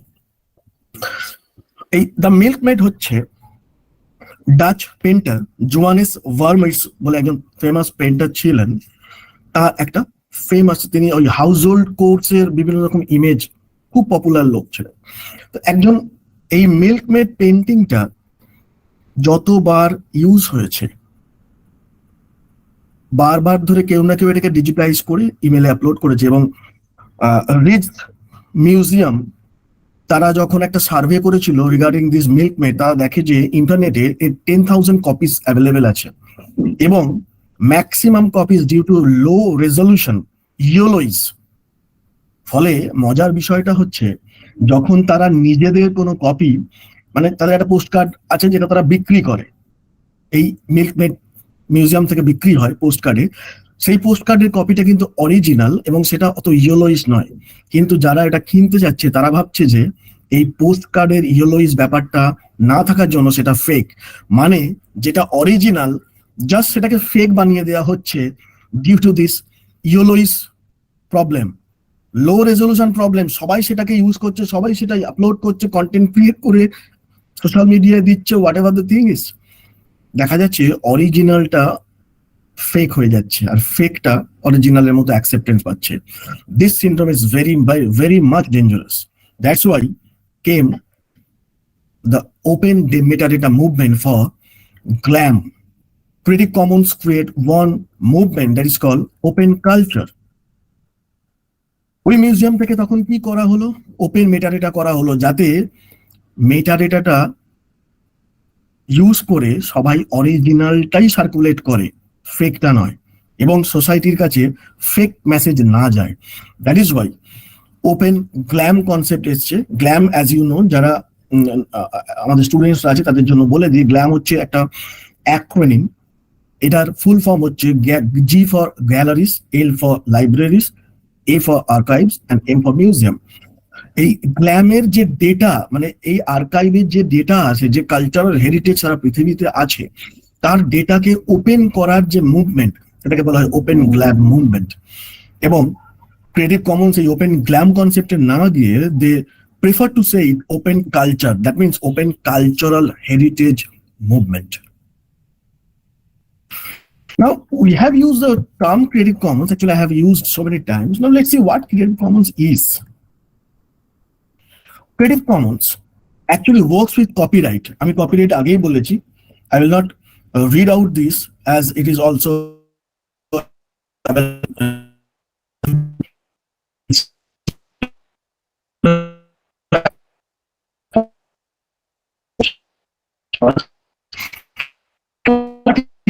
it is a copyright, but in customized form or a licensing pattern.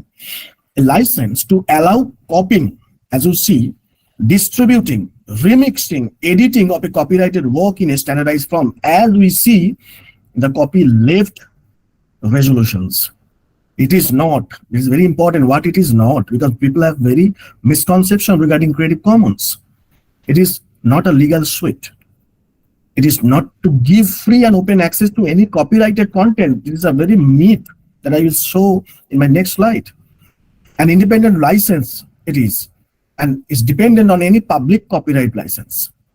So Creative Commons usage does not provide you that you can freely do anything with the content.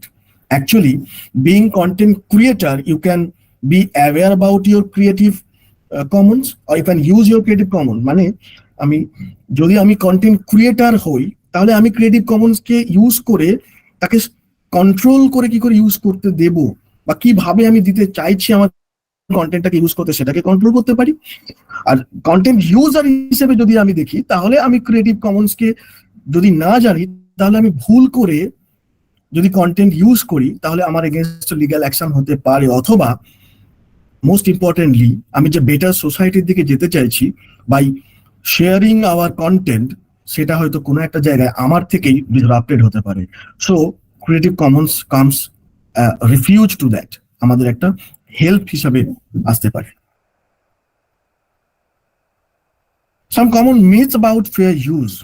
Fair use কি? If I give credit to the copyright owner, my use is automatically fair use. No, it is not. If I post a disclaimer on my content, my use is fair use. যেটা most cases ইউটিউবে content ক্রিয়েটাররা করে থাকে, তারা মনে করে যে আমি description বক্সে একটা কন্টেন্ট ডিসক্লেমার করলাম যেটা আমার নয়, তাহলেই আমি কন্টেন্ট ফ্রি করে দিলাম এবং আমি ফেয়ার ইউজে চলে গেলাম, আমার কোনো লিগাল ক্লেম হতে পারে না। Absolutely wrong. Entertainment or non-profit uses are automatically fair use. No, it is also not. It is a myth. If I add my original material I created to someone else's copyrighted work, my use is fair use. It is also a myth. It's a wrong concept. Creative Commons are of different types. দেখা যাক types গুলো কি কি। The first type is attribution. Just এই লোগোটা খেয়াল করতে হবে। আর লেখাটা হচ্ছে যখন কোনো কন্টেন্টে, that content may be anything, আমি একটু পরে কন্টেন্ট দেখাবো কি কি হতে পারে, ফর ডিসকাশন নাও, যে কোনো কিছু, মানে any kind of intellectual work or any kind of copyrighted work, if that copyrighted work contains this icon, that means the content creator lets other distribute, remix, tweak and build upon the work, even commercially, as long as they credit the licensor for the original creation. তার মানে CC BY licence থাকলে আমাকে credit দিতে হচ্ছে।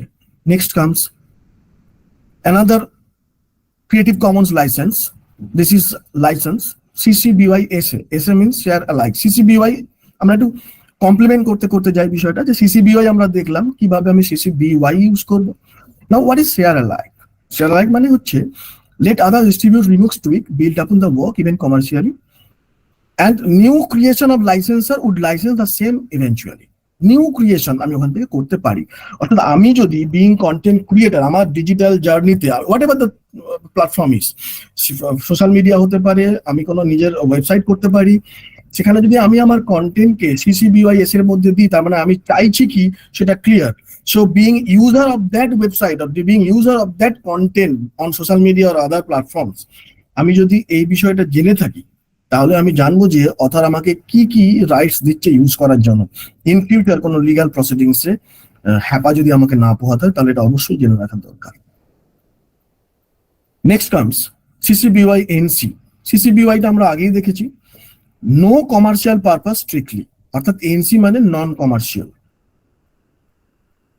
CC/BY/NC SA, CC/BY দেখেছি, NC নন commercial, SS share alike। মানে আমার যে কন্টেন্টটা আমি কোনো একটা কন্টেন্ট থেকে তৈরি করতে যাচ্ছি কোনো একটা জায়গা থেকে, কারণ একটা কন্টেন্ট দেখে সেটা যেন নন কমার্শিয়াল হতে পারে এবং শেয়ার লাইক আমি করতে পারি। তাহলে নো ডেরিভেটিভ, CC/BY/ND, অর্থাৎ ক্রিয়েটিভ কমন্স এই লোগোটা থাকবে, এইটা ND লোগো, নন ডেরিভেটিভ, আমি কোনো ডেরিভেটিভ ইউজ করতে দিলাম না।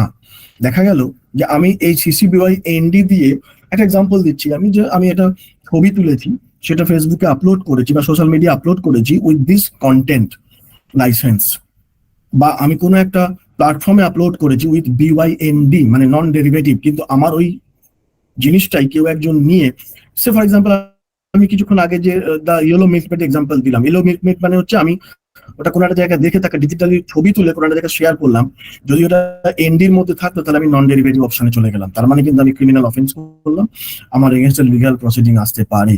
কিন্তু আমি করলাম কেন? কারণ আমি জানি না যে যিনি এটা এই লোগোটা দিয়ে রেখেছেন তিনি অ্যাকচুয়ালি কি বলতে চাইছেন। তাই ক্রিয়েটিভ কমন্স জানাটা খুব ইম্পর্টেন্ট ফর রাইটস ম্যানেজমেন্টের পার্সপেক্টিভে। CC/BY/ND এটা খুব স্ট্রিক্ট প্রসিডিওরে চলে যাচ্ছে। আমরা আগেই বলেছি আমাদের মুভমেন্টটা কপি রাইট কপি লেফটের দিকে যাবে। আমার প্রেজেন্টেশনের এই জায়গাটা হচ্ছে যে এটা আমরা CC/BY/NC মানে নন কমার্শিয়াল, নন ডেরিভেটিভ মানে হচ্ছে আমি খুব স্ট্রিক্টলি ওটাকে হ্যান্ডেল করছি যে এটা যেন এইভাবে ইউজ হয়। This is very open for public domain. CC0 এখানটা দেখা যাচ্ছে, আমি কিছুই রাইটস লাগছি না। এই যে মুভমেন্টটা তৈরি হয়েছে মোস্ট ওপেন মানে CC0 দেখা যাচ্ছে, তারপরে CC/BY/SA থেকে আস্তে আস্তে সেটা লিস্ট ওপেনে যাচ্ছে, CC/BY/NC/ND, অর্থাৎ এই জায়গাটায় গিয়ে আমরা একদম কপিরাইটে চলে যাচ্ছি। মানে এই ওপরের দিকটা আমি কপি লেফট ধরতে পারি, নিচের দিকটা কপি রাইট মুভমেন্ট ধরতে পারি। ক্রিয়েটিভ কমন্সের এই জায়গাগুলো আছে। আমি যদি কি কি অ্যাসপেক্টে ক্রিয়েটিভ কমন্স কাজ করে সেটা যদি দেখতে হয় তাহলে আমরা ক্রিয়েটিভ কমন্সের ডাইরেক্টলি ওয়েবসাইট সার্চ করতে পারি।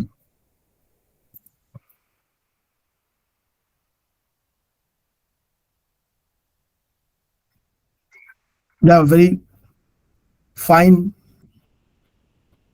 tagline, when we share everyone wins. So these are the aspects that are covered in Creative Commons presently.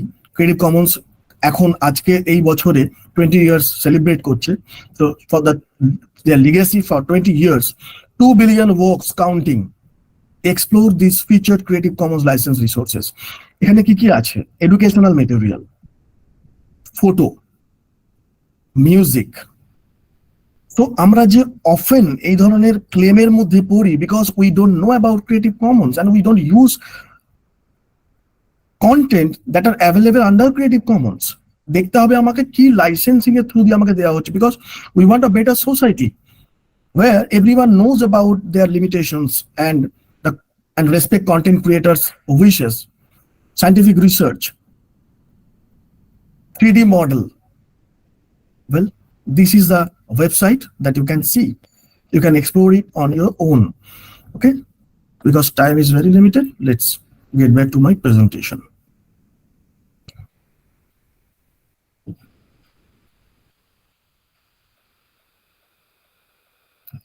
Now, how to apply Creative Commons in your work? What is Creative Commons? আমরা এটা জেনেছি, এবার আমি কি করে apply করব এটাকে। Creative Commons অ্যাপ্লিকেশনে একটা সুন্দর প্রসিডিওর আছে, লাইসেন্স আর চুজ ক্রিয়েটিভ কমন্সে ওটা করা যায়, যদি একটু সময় পাই আমি দেখিয়ে দেবো, but for now time being এই ধরনের একটা কোড তৈরি হয় অটোমেটিক্যালি ক্রিয়েটিভ কমন্সের ওয়েবসাইটে। সেখানে গিয়ে যদি আমি বলতে চাই আমি কি চাই, জাস্ট ক্লিক করলে এটা তৈরি হয়। এটাকে নিয়ে আমাদের ওয়েবসাইটে ইনকর্পোরেট করিয়ে দিলি সেটা ক্রিয়েটিভ কমন্সের মধ্যে ঢোকে। আর একটা প্রসিডিওর হচ্ছে কোনো প্রিন্টেড বা অফলাইন মেটেরিয়ালের ক্ষেত্রে, আগেরটা যেটা বললাম ওটা অনলাইনের ক্ষেত্রে বা ওয়েবসাইট বা কোনো একটা মানে ইলেকট্রনিক ডকুমেন্ট বা ডিজিটাল কন্টেন্টের জন্য। এটাই আমরা কি করতে পারি, আমরা এই ধরনের কথা লিখে দিতে পারি যে কোনো কন্টেন্টে যেটা কপিরাইট হতে পারে। This work is licensed under creative Commons বলে ক্রিয়েটিভ কমন্সের ডেসক্রিপশনটা থাকে, সেটা ক্রিয়েটিভ কমন্সের ওয়েবসাইট থেকে তৈরি করা যায় এবং কপি করে পেস্ট করা যায়। Two view A copy of the licence visit বলে একটা ইউআরএল এখানে দেওয়া থাকে, বলে এটা পার্টিকুলারলি এটা কন্টেন্টে যেটা যে কোনো কন্টেন্ট, মানে আই উইশ কি আমার এই আজকের লেকচারের পরে যদি কেউ আপনারা কোনোভাবে কোনো কন্টেন্ট ক্রিয়েট করেন তাহলে সেটা ওই লোগোর মধ্যে যেটা আপনি চান যেভাবে ইউজ করতে যদি ইউজ করেন তাহলে that would come under creative commons. এটা আর এমন কিছু হাতি ঘোরা কিছু ব্যাপার নেই এর মধ্যে।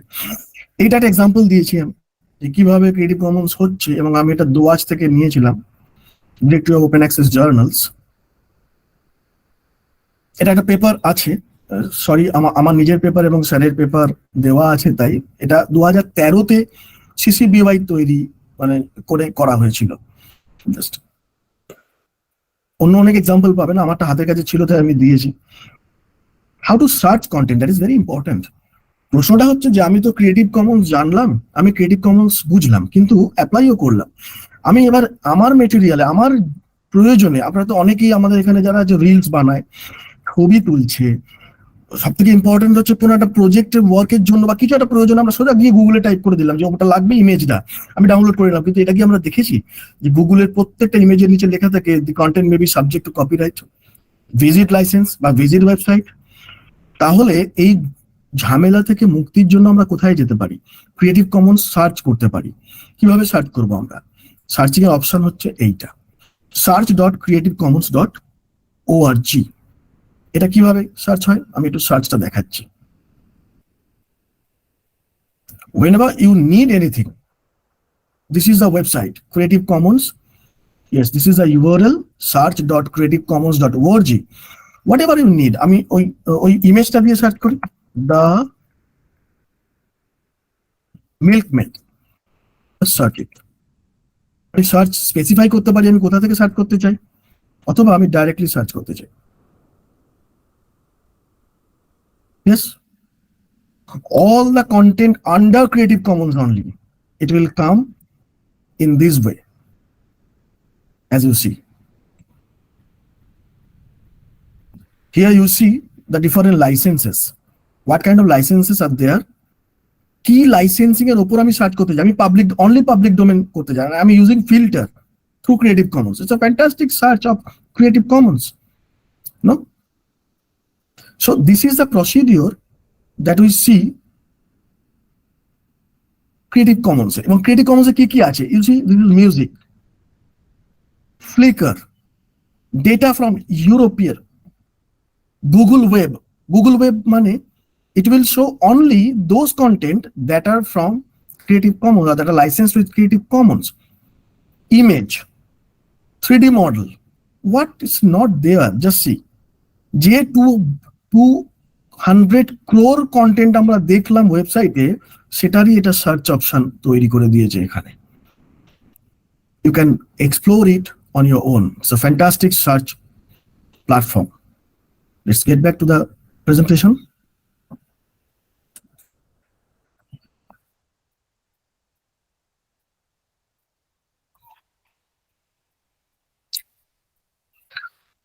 What to do if even CC license material is misused? কি করতে পারবো আমরা?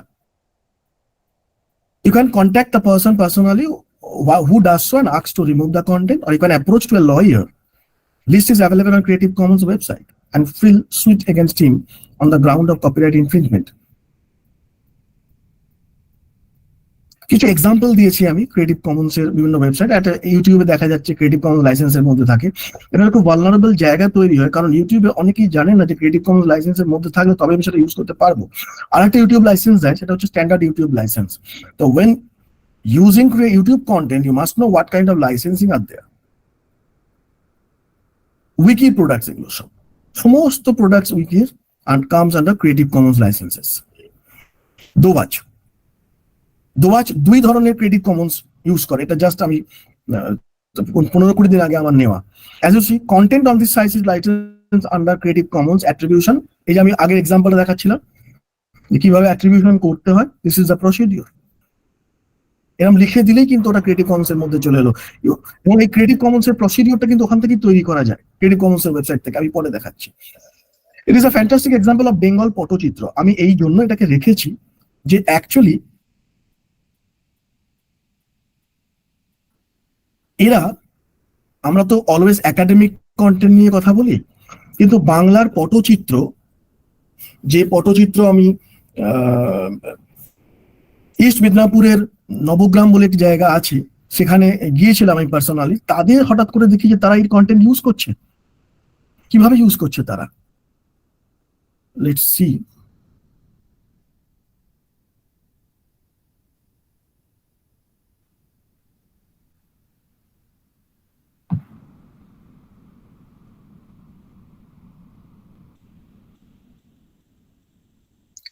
বেঙ্গল পটচিত্র তারা কিভাবে ইউজ করছে, আমি একটা জাস্ট কমন প্ল্যাটফর্ম থেকে দেখাচ্ছি যেটা একাডেমিক ইউজ করে না। এই বাংলার পটচিত্র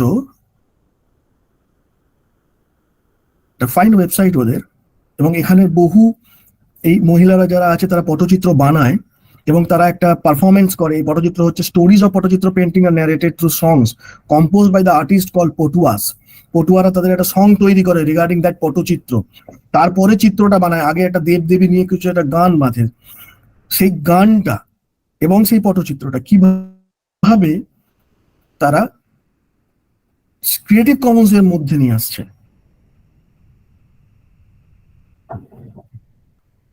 এই দুটো খুব ইম্পর্টেন্ট কনসেপ্ট আছে। It's already 9:30 plus. Okay, you just try to finish by 5 minutes. I will conclude, sir. I'm already concluding. Okay. So Bengal Pottochitro has received the geographic indication GI tag and the craft mark.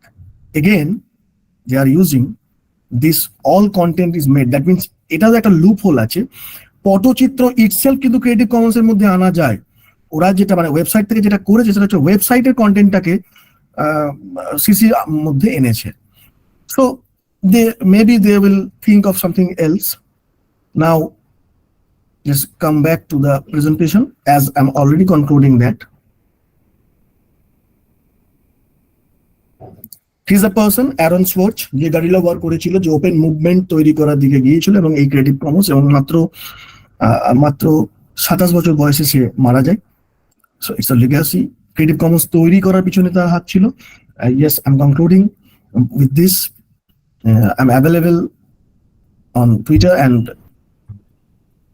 email also. So when we share, everyone wins. This is the tagline of Creative Commons. So keep sharing, but with respect to the content creators' content.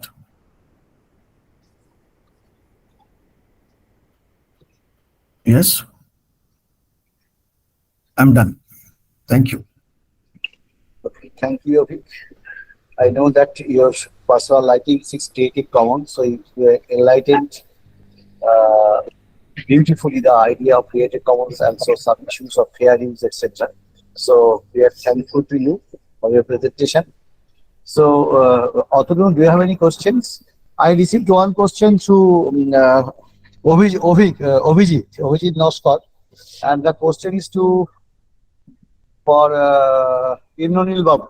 কোশ্চেনটা হচ্ছে, sir Facebook বা কোনো social মিডিয়াতে যখন কোনো live stream ব্রডকাস্টের অনুষ্ঠান যদি upload করা হয়, keeping in the channel /broadcaster channel name, সেটাও কি কপিরাইট ভায়োলেট হয়? ওয়ার্নিং কেন আসে, কি করণীয়?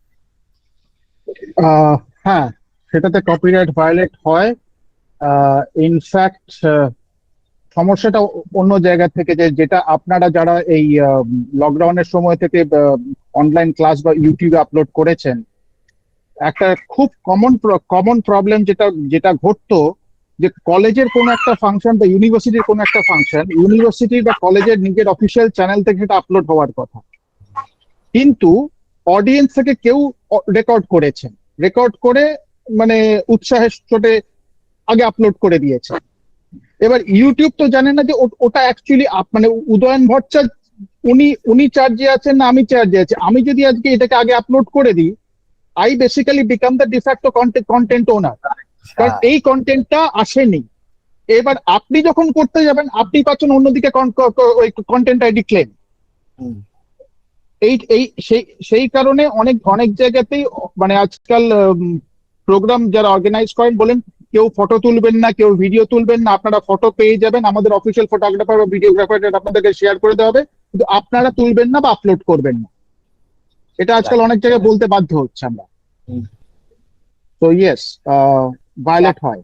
একটা আমার কাছে এসেছিল, আর কোনো কোশ্চেন আছে অতনু বা অন্য কোনো কোশ্চেন থেকে? Now the session is open for questions answer. If you have any question you can ask to resource persons are there. Professor Saptarshi, Ghosh, Mr. Indranil, Gupta, and Avik is also there. If you have any question, sir audience থেকে তো কেউ question করতেই পারে। হ্যাঁ করতে পারে তো, হয়তো ওইটাই তো বললাম, সেশন ইজ ওপেন, এখন তো যে কেউ free. Yes, so may I request to our audience, please, if you have any questions, you can ask to the resource person. They may satisfy your question.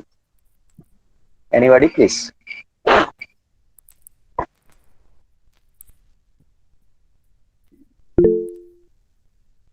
Yes, please. My question is for the Saptarshi sir. That is, sir has shown in the presentation that is regarding criticism of DRM. How sir DRM could reduce the competitions?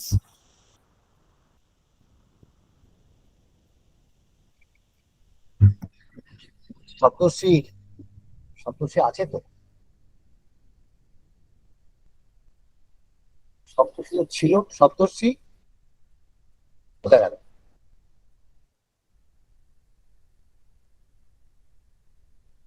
Atanu সপ্তর্ষি কি নেই আমাদের সিএতে? না sir, মনে হচ্ছে সপ্তর্ষিদা left করেছে। তাহলে Saptarshi sir, হ্যাঁ, either Indranil babu আর Avik, anybody can answer the question. Indranil Babu,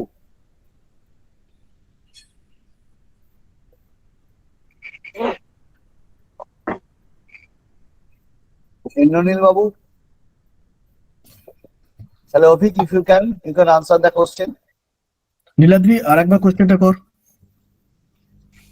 sir DRM ওখানে লেখা ছিল যে পিপিটিটাতে রিডিউস করছিল কম্পিটিশনস, ওই ব্যাপারটা নিয়ে একটু ডাউট লাগছিল।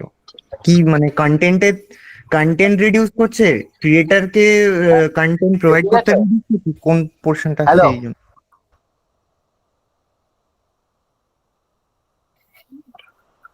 ডিজিটাল রাইটস ম্যানেজমেন্ট যখন content creator, actually I don't know Saptarshi sir কি অ্যাঙ্গেল থেকে বলেছেন, ওটা ওনার প্রেজেন্টেশন ছিল। তো আমার from my perspective, digital rights management যখন আমি সেটাকে ট্যাক্টফুলি হ্যান্ডেল করছি, when I am managing my digital rights, তার মানে আমি এটা ফার বেটার কন্ডিশনে যাচ্ছি from a very general flow of digital content creators. So I guess digital rights management basically কোনো একটা পার্টিকুলার কনসেপ্ট ধরে হয় না। ডিজিটাল রাইটস ম্যানেজমেন্ট আমি যদি এগোই তাহলে বিভিন্ন সফটওয়্যারস আর দেয়ার, আমি সফটওয়্যার কি ইউজ করছি। আবার to some extent let me tell you one thing, এটা একটা ওপেন কালচারের এগেনস্টেও যায়, আবার ওপেন কালচারের সাথেও যায়। ডিপেন্ড করছে যে আমি কোন দিকে এগোবো। যদি আমি ওপেন কালচারের দিকে যেতে চাই তাহলে I can use that digital rights management for a better movement to the digital creators right. আমার মনে হয় এই অ্যাসপেক্ট ধরে গিয়েই আমি জেনারেল যে অ্যাপ্রোচ তৈরি করছি ফর ডিজিটাল কন্টেন্ট, সেখান থেকে মিনিমাইজ করছি আমার কম্পিটিশনস বা আমার ওভারঅ্যাবাউটস গুলো। ঠিক আছে। আচ্ছা, আর প্রদীপ্ত প্রদীপ্তা, হ্যাঁ, প্রদীপ্ত ভট্টাচার্য না বন্দ্যোপাধ্যায়, প্রদীপ্ত বন্দ্যোপাধ্যায়। হ্যাঁ স্যার, আমার কোশ্চেনটা হচ্ছে যে আমার কাকে করতে চাও সেটা বলো। হ্যাঁ, আমি ইন্দ্রনীল দাশগুপ্ত স্যারকে একটু করতে চাই কোশ্চেনটা। বলো বলো। হ্যাঁ, তো আমার কোশ্চেনটা হচ্ছে যে আমার মা তার ইউটিউব চ্যানেলে বেশ কিছু কবিতা ভিত্তি করে আর কি ভিডিও রিলিজ করে। তো সেইগুলো আমি আপলোড করে দিই, তো তার আগে কিছু মিউজিক আমি অ্যাড করি। তো সেই মিউজিক গুলো ইউটিউবেরই বিভিন্ন মিউজিক থেকে, মানে বিভিন্ন আপলোড করা আগে মিউজিক থেকে আমি মানে নিই।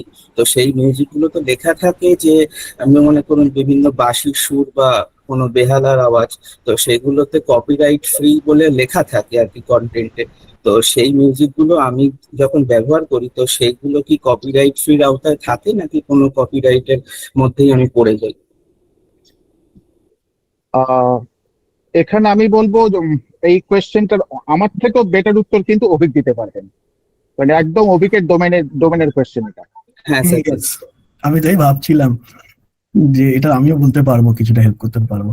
So sir, should I answer that? হ্যাঁ বলো বলো বলো বলো। Well, হ্যাঁ আচ্ছা, ইউটিউবে যখন, শুধু ইউটিউব না, আমি ইউটিউবের পার্সপেক্টিভে আপনি আমাকে বললেন তাই, সোশ্যাল মিডিয়াতে যখন কোনো কন্টেন্ট আপনি সরি ইউজ স্যার, আমি করছেন, মানে আপনি বলবেন না, আমি মানে রিয়েলাইজ করছি No, যাদবপুর it's okay. থেকে। ওকে ওকে। তো তুমি যখন এই প্রসেসটা এগোচ্ছ না, তুমি যখন কোনো মিউজিক ইউজ করছো, তার দুটো অ্যাসপেক্ট থাকে অ্যাকচুয়ালি। একটা হচ্ছে যে প্ল্যাটফর্মে তুমি ওটাকে মানে এটা ওদের একটা কি বলবো, একটা একটা ডোমেন ধরে রাখার একটা টেন্ডেন্সি থাকে, যে তারা বলে, এনকারেজ করে যে তুমি আমার ডোমেন থেকে মিউজিকটা নিয়ে ইউজ করো। যেমন আমি একটা এক্সাম্পল দিচ্ছি, এটা ইউটিউবেও ঘটে, এটা সোশ্যাল মিডিয়া মানে ইনস্টাগ্রামেও হতে পারে। কিন্তু দেখা যাবে যে যে মিউজিকটা তুমি ইউজ করছো সেটা কপিরাইট ফ্রি হতে পারে না, কারণ ওই কন্টেন্ট, আমি এইমাত্র যেটা বলছিলাম যে একজন কন্টেন্টটা ক্রিয়েট করছে, তুমি তোমার নিজের কথা ভাবো প্রদীপ্ত, তুমি একটা তোমার মায়ের কবিতা আপলোড করলে, মানে তুমি কন্টেন্ট ক্রিয়েটার হলে, মানে তুমি আপলোড করলে, মানে ধরে নিচ্ছি তুমি ওটা কন্টেন্ট ক্রিয়েট করলে, তাহলে ওইটাই যদি আর একজন কেউ ইউজ করতে যাবে, তাহলে তুমি ওটাকে কি লাইসেন্সের মধ্যে দিচ্ছ? তুমি এটাকে ভেবে দেখেছো একবারও যে আমার মায়ের কবিতা বা ওনার কবিতা কিভাবে অন্য কেউ ইউজ করতে পারবে? তুমি এটাকে ভেবে দেখোনি, আমার মনে হয় না তুমি ভেবে দেখেছো বলে। তাহলে যার মিউজিক তুমি ইউজ করছো, সে ওটাকে কিভাবে ইউজ করতে দিচ্ছে সেটাও তোমাকে বুঝতে হবে। ইউটিউব ক্রিয়েটারের স্টুডিওতে ওই আমি আগেই বলেছি, দু ধরনের লাইসেন্সিং হয়, একটা স্ট্যান্ডার্ড ইউটিউব লাইসেন্স, একটা ক্রিয়েটিভ কমন্স লাইসেন্সেস।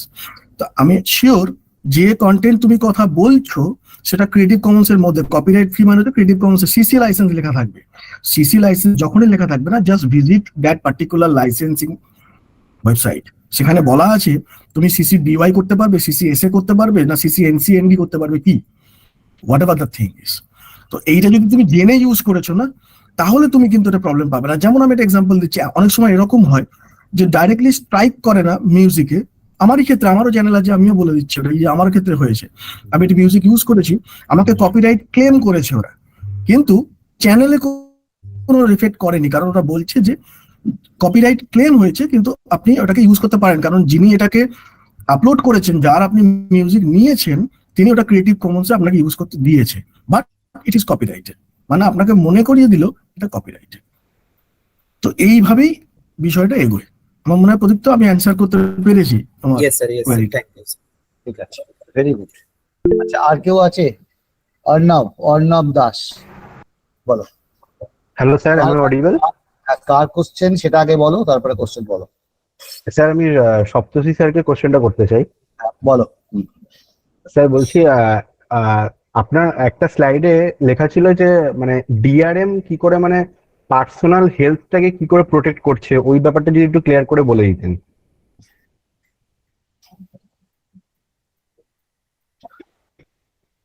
সপ্তর্ষি, আমার কথা শোনা হ্যাঁ যাচ্ছে? শোনা যাচ্ছে, বলো, কোশ্চেনটা শুনতে পেয়েছো? আরে আমি, হ্যাঁ, সুপ্রশ্ন শুনতে পেয়েছি, কারণ আমার যেখানে পাওয়ার চলে গেছে, আমি মোবাইলে আছি, ফলে মুখ দেখাতে পারছি। ঠিক আছে, ঠিক আছে, ঠিক আছে। তো ও যেটা বলছে সেটা ঠিক। এখন ডিআরএম এতে, ডিজিটাল রাইটস ম্যানেজমেন্টেতে, যখন আমরা পার্সোনাল হেলথ বা যে কোনো জায়গায় বলছি, ভেরি রিসেন্টলি ডাক্তারদের একটা অদ্ভুত রকমের ট্রেন্ড এসেছে, আমি জানি না কেউ খেয়াল করছে কিনা, ডাক্তাররা এখন কম্পিউটারে প্রেসক্রিপশন লিখছেন, একেবারে টোটালি সফটওয়্যার দিয়ে কম্পিউটারে প্রেসক্রিপশন লিখছেন, সেটা হেলথ অ্যাপে থাকছে এবং যার কাছে ওটিপি বেসড আছে তাই দেখতে পাচ্ছে সেই জায়গাতে। ফলে এই যে একটা সময়তে পরিষ্কার পাবে, এবার ডিজিটালটা কখন হচ্ছে, যেই মুহূর্তে এটা ওই জায়গায় আসছে প্ল্যাটফর্মেতে তখন ডিজিটাল হচ্ছে, কিন্তু তার আগে পর্যন্ত আমি একটা পরিষ্কারভাবে বলি, যদি সেডেটিভস কেউ কিনতে চায় আমাদের হিসেব মতো ফার্মাসিস্টরা কিন্তু সেডেটিভস বিক্রি করার জন্য অনুমতিপ্রাপ্ত নন। কেউ যদি আজকে সাইকোটিক ড্রাগ কিনতে চান তারা কিন্তু সেটার জন্য অনুমতিপ্রাপ্ত নন।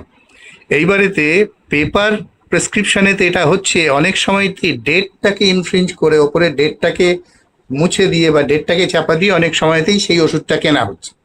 তো দিস ইজ দ্য ডাইরেক্টলি, এবং আজকের দিনে যে হারে ওষুধের অপব্যবহার বেড়েছে, তো ফলে আমরা উল্টোভাবে যদি দেখি আমার এই ইনফরমেশনটা কিন্তু অত্যন্ত পার্সোনিফাইড, এবং এই হেলথ অ্যাপটা যেটা আছে সেই অ্যাপটা কিন্তু একটা রাইটস, এখানে কিন্তু আমাকে ওটিপি দিয়েই ঢুকতে হচ্ছে এবং ঢোকার আগে আমাকে কনসেন্ট দিতে হচ্ছে, আমার সমস্ত ডেটা দিতে হচ্ছে।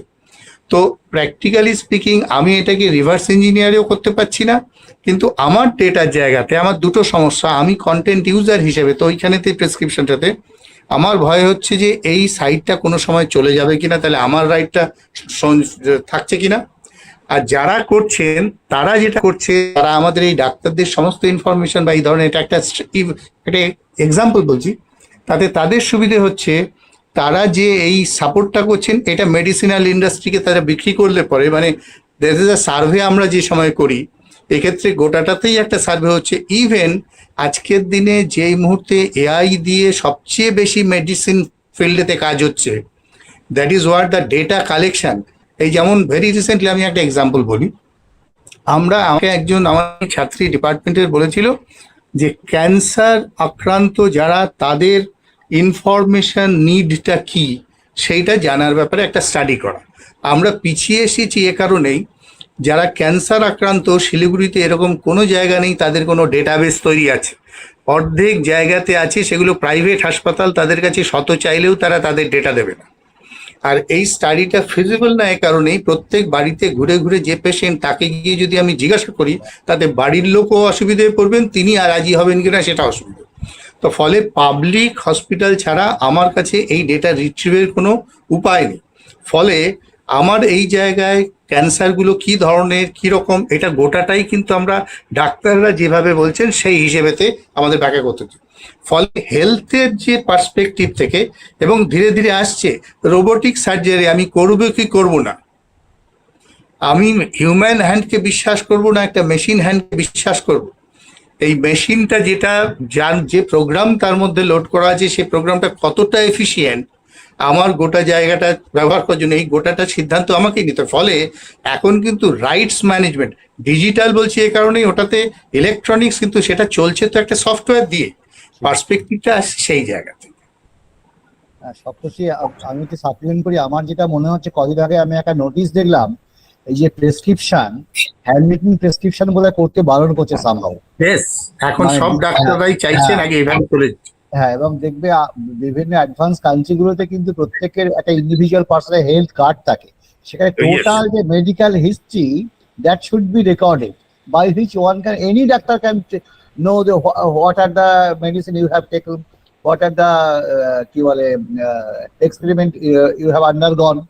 এইটা কিন্তু আমার মনে হয় এইটাই তোমার একমাত্র ওয়ে হচ্ছে এই জায়গাতে ডিজিটালি যদি পুরো ব্যাপারটা করা যায় তাই। কারণ একজন প্র্যাকটিশনার যেটা 6 মাস তোমায় খেতে বলেছেন, তুমি যদি এখন 5 বছর খেতে থাকো, তাকে না জানি তার একটা কাগজ দেখিয়ে সেটাকে ইনফ্রিঞ্জ করে, তাহলে তো খুব মুশকিল। পরে তুমি আবার তাকেই গালি যে আমার হেলথ সিস্টেমটা খারাপ। ফলে একটা না একটা জায়গায় তো আসতে হবে।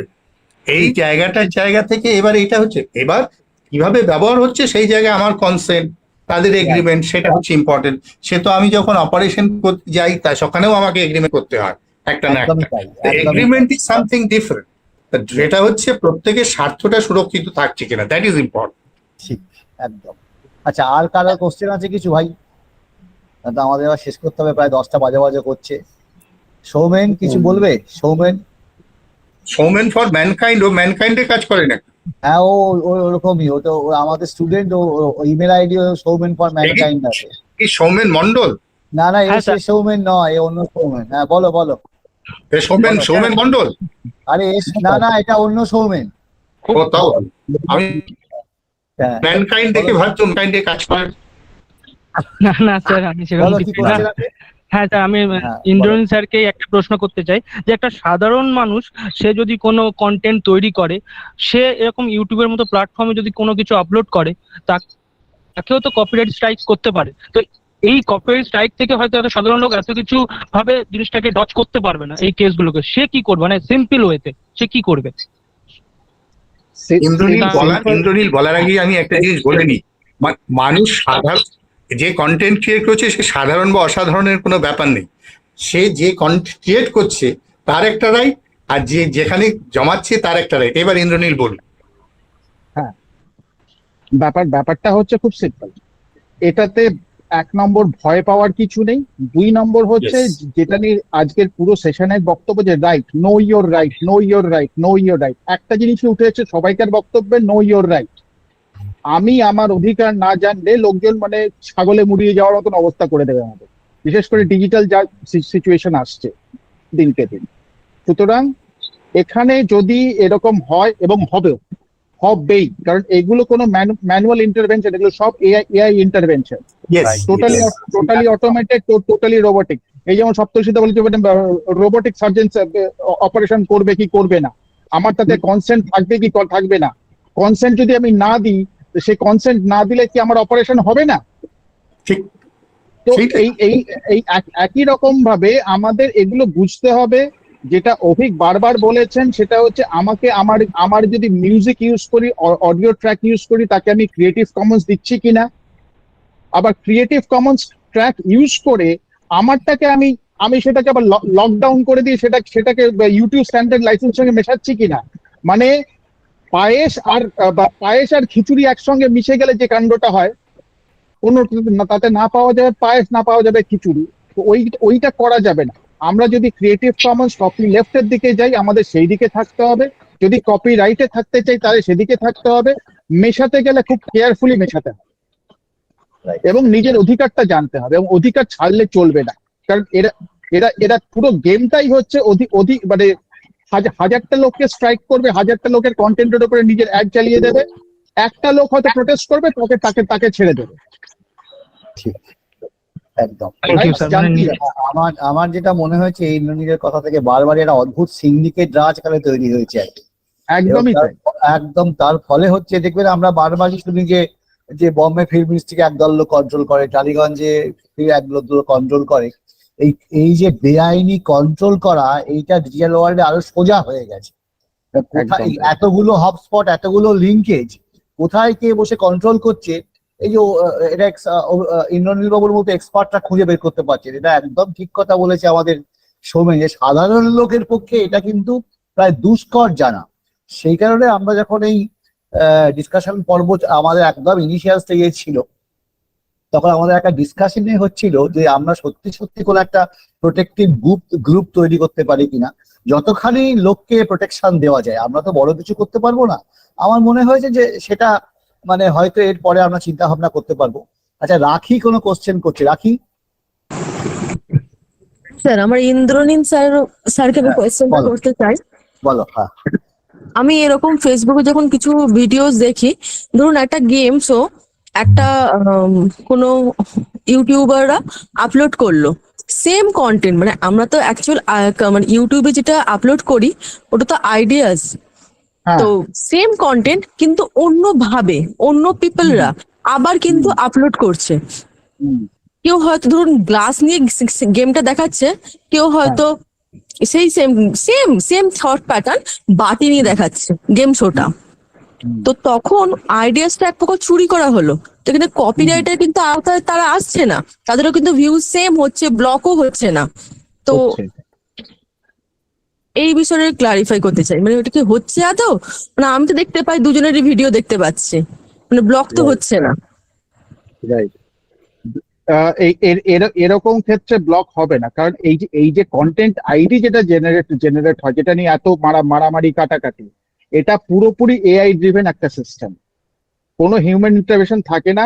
এটাকে বেসিক্যালি যাই content, say audio video whatever it is, সেটাকে ম্যাথমেটিক্যাল বিটস অ্যান্ড পিসেস এ চপ করে নিয়ে তার কোরিলেশন অ্যান্ড প্যাটার্ন রেকগনিশন করা হয় এবং তার একটা হ্যাশ ভ্যালু জেনারেট করা, একটা ইন্ডেক্স নাম্বার জেনারেট করা হয়। এবার যখনই কোনো কিছু আপলোড করা তখন সেই ইন্ডেক্সের এগেনস্টে হ্যাশ ভ্যালুটাকে চেক করা, হ্যাশ ভ্যালু যদি মিলে যায় সঙ্গে সঙ্গে অটোমেটিক্যালি সেখানে কন্টেন্ট স্ট্রাইক উঠে আসবে এবং অরিজিনাল যে আপলোডার তার সে উইল বি দ্য মানে ক্লেমেন্ট, যার এগেনস্টে আমরা তখন রিলিজ চাইতে পারি। এবার এই এই এই ক্ষেত্রে বিষয়টা হচ্ছে যদি আমাকে করতে হয় তাহলে আমার ট্র্যাডিশনাল পদ্ধতি ছিল, আমার যদি এটা ইউনিক আইডিয়া হয়, for example to specifically come to your point, এই যে অমিতাভ বচ্চনের কৌন বনেগা করোড়পতি কেবিসি, সেটা কিন্তু অরিজিনালি একটা British American programme who wants to be a মিলিয়নিয়ারের কপি। তো হু ওয়ান্টস টু বি মিলিয়নিয়ারে কিন্তু যেটা করা হয়েছিল পুরোপুরি লাইসেন্স করে সেইটা নিয়ে তার সেটাকে ইন্ডিজেনাইজ করে অ্যাডাপ্ট করে কিন্তু এখানে করা হয়েছে এবং সেটা এই কারণে করতে যে who wants to be millionaire তারা কিন্তু এটাকে পুরোপুরি কপিরাইট এবং ট্রেডমার্ক করে রাখে, যেটার পেছনে বেশ অনেকটা সময় পরিশ্রম এবং মেধা মানে আইনি মেধার প্রয়োজন আছে, শুধু টেকনিক্যাল মেধা না। এই ইনভেস্টমেন্ট করে মানে আমি এক জায়গায় জমি কিনলাম, তাতে বেড়া দিলাম না, সেটা কেউ জবরদখল করে নিল, তারপরে আমি কাগজ দেখালাম, যাকে যখন কাগজ দেখাতে গেলাম সেও একটা কাগজ বার করে দিল, এই তো আমিও এখান থেকে আছি। তো যেটাকে ইংরেজিতে একটা কথা বলে possession is 3/4 of the law. তো পজেশন ইজ 3/4 অফ দ্য লটাকে প্রমাণ করার জন্য আমার কাছে কাগজ থাকতে হবে। সুতরাং এইরকম যদি কোনো ইউনিক আইডিয়া হয়, সেই ইউনিক আইডিয়াকে প্রোটেক্ট করতে গেলে ট্র্যাডিশনাল যে মেকানিজমস গুলো আছে যেমন ট্রেডমার্ক এবং কপিরাইট সেই রাস্তায় হাঁটতে হবে। সেটা এবং সব ক্ষেত্রে আরেকটা জিনিস, যদি সঙ্গে মানে এটা হচ্ছে ওই নিজের মাঠ পাহারা দেওয়ার মতো, আমি যদি পাহারা না দিতে পারি, যেরকম YSR, Yashraj Films. Yashraj Films is probably the most vigilant monitor of their content. একটা কোনো YSR এর ফিল্মের ইভেন ক্যামব্রিক আপলোড হলে একদিনের মধ্যে DMCA নোটিসে ডাউনলোড অফ হয়ে যায়, সাইটও বন্ধ হয় অনেক সময়। মানে আমাকে আমার জায়গাকে পাহারা দিতে হবে, পাহারা দিয়ে ইমিডিয়েটলি 7 দিন 1 মাসের মধ্যে সেটাকে তার এগেনস্টে কেস ফাইল করতে হবে, লিগাল নোটিশ পাঠাতে হবে, যেটাকে সিজ অ্যান্ড ডিসিস্ট অর্ডার বলা হয়। তো সিজ অ্যান্ড ডিসিস্ট যদি না বলি, আমি যদি এগুলো না করি, তার মানে হচ্ছে আমার কোনো গা নেই, আমার তার কোনো দাবি নেই, আমার কোনো ক্লেম নেই, সুতরাং যে পেয়েছে করেছে, বেশ করেছে, এইটা হচ্ছে ব্যাপারটা। সুতরাং আমাকে তৎপর থাকতে হবে, আমাকে অ্যাওয়্যার থাকতে হবে, আমাকে আমার কন্টেন্ট প্রোটেক্ট করতে হবে ট্রেডমার্ক কপিরাইটের মাধ্যমে, বা কপিরাইট যদি ভায়োলেট হয়েছে দেখি তাহলে সঙ্গে সঙ্গে তার এগেনস্টে ক্লেম করতে হবে, লিগাল নোটিশ পাঠাতে হবে। এই পদ্ধতিগুলো না করলে কিন্তু হবে না। এবং অবভিয়াসলি এইরকম সিস্টেমে একজন small independent creator is completely মানে it's the system is completely loaded against the independent creator. Big houses আজকে বড় কোম্পানি তারা অবভিয়াসলি রাজ করছে সেই কারণে, because they have an army of lawyers to look into this. বোঝা গেল? হ্যাঁ, রাখি। হ্যাঁ স্যার, বুঝতে পেরেছি। আচ্ছা, প্রায় 10টা থ্যাংক ইউ বাজে। স্যার। আমি just formal vote of thanks যাওয়ার আগে অতনু বলার আগে আমি দুটো কথা বলতে চাই। 1 নম্বর কথা হচ্ছে ইন্দ্রনীল এবং সপ্তর্ষি, অভিক জানি যারা কোশ্চেন করছে সবাই হচ্ছে আমাদের স্টুডেন্ট। আমার মনে হয় যে আজকে যে আমরা ওয়েবিনারটা অ্যারেঞ্জ করছি এটা সাকসেসের জায়গা হচ্ছে এইটাই, 1 নম্বর কথা। 2 নম্বর কথা হচ্ছে যে আমরা আমাদের ইউনিভার্সাল ব্রিফিং এর পক্ষ থেকে একটা জাস্ট আপনারা আমাদের প্রথম মিটিং এ একদম বলেছিলেন যদি কিছু একটা ফোরাম বা এরকম কিছু করা যায় যে যারা কন্টেন্ট ওনারদের প্রোটেকশনের জন্য, আমরা সেটা চেষ্টা করব। এবং অবশ্যই আমরা দুজনকেই বলছি আপনাদের সেক্ষেত্রে সহযোগিতা আমাদের খুব প্রয়োজন হবে এবং সময় মতো আমরা আপনাদের সাথে কন্ট্যাক্ট করার চেষ্টা করব। ঠিক আছে, এইটুকু বলে আমি অতনুর কাছে ফেরত যাচ্ছি। অতনুকে শেষ করবো programme. Okay, thank you, sir. Thank you, our resource person. Now it's a time for the formal vote of thanks. May I request Dr. Shapon Khan to deliver the vote of thanks. Shapon, please.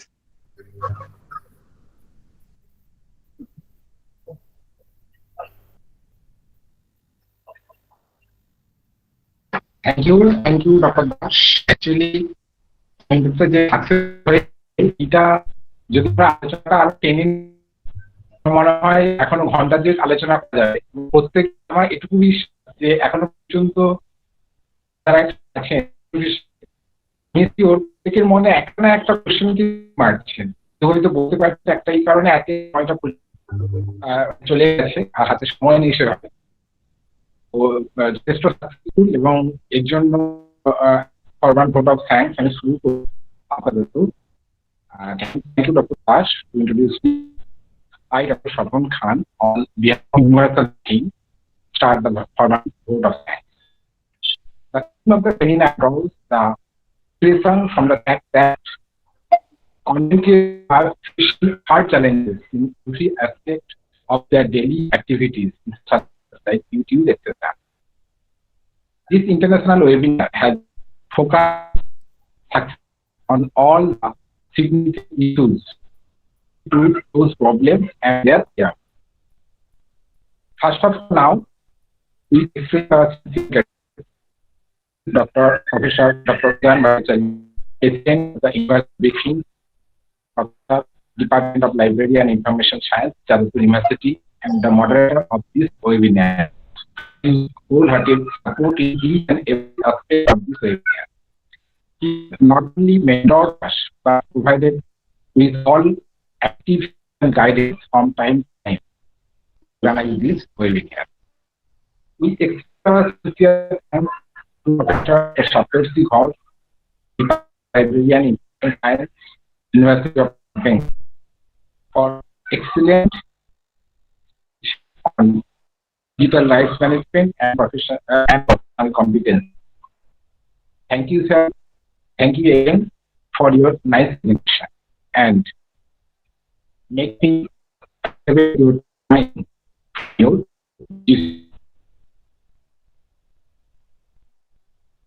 We are also grateful to Mr. Indranil co-founder for his valuable speech on copyright and listing content ID claims on YouTube.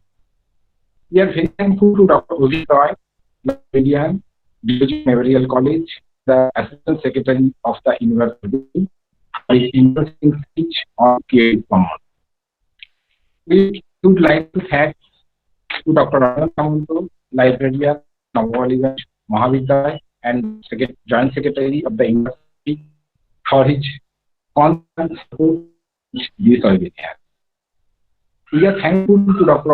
Dash, Librarian of Vivekananda College, and the University for his active cooperation.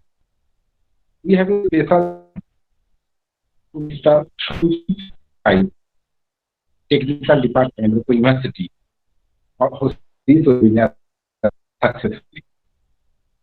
We are thankful to all the members of the university, especially to the members of the seminar subcommittee, technical committee, the members of the committee, and also the persons directly or indirectly help us to organize this webinar.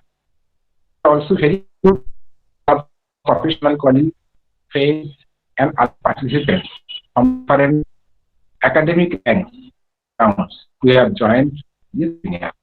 Thank you again. Thank you. Night.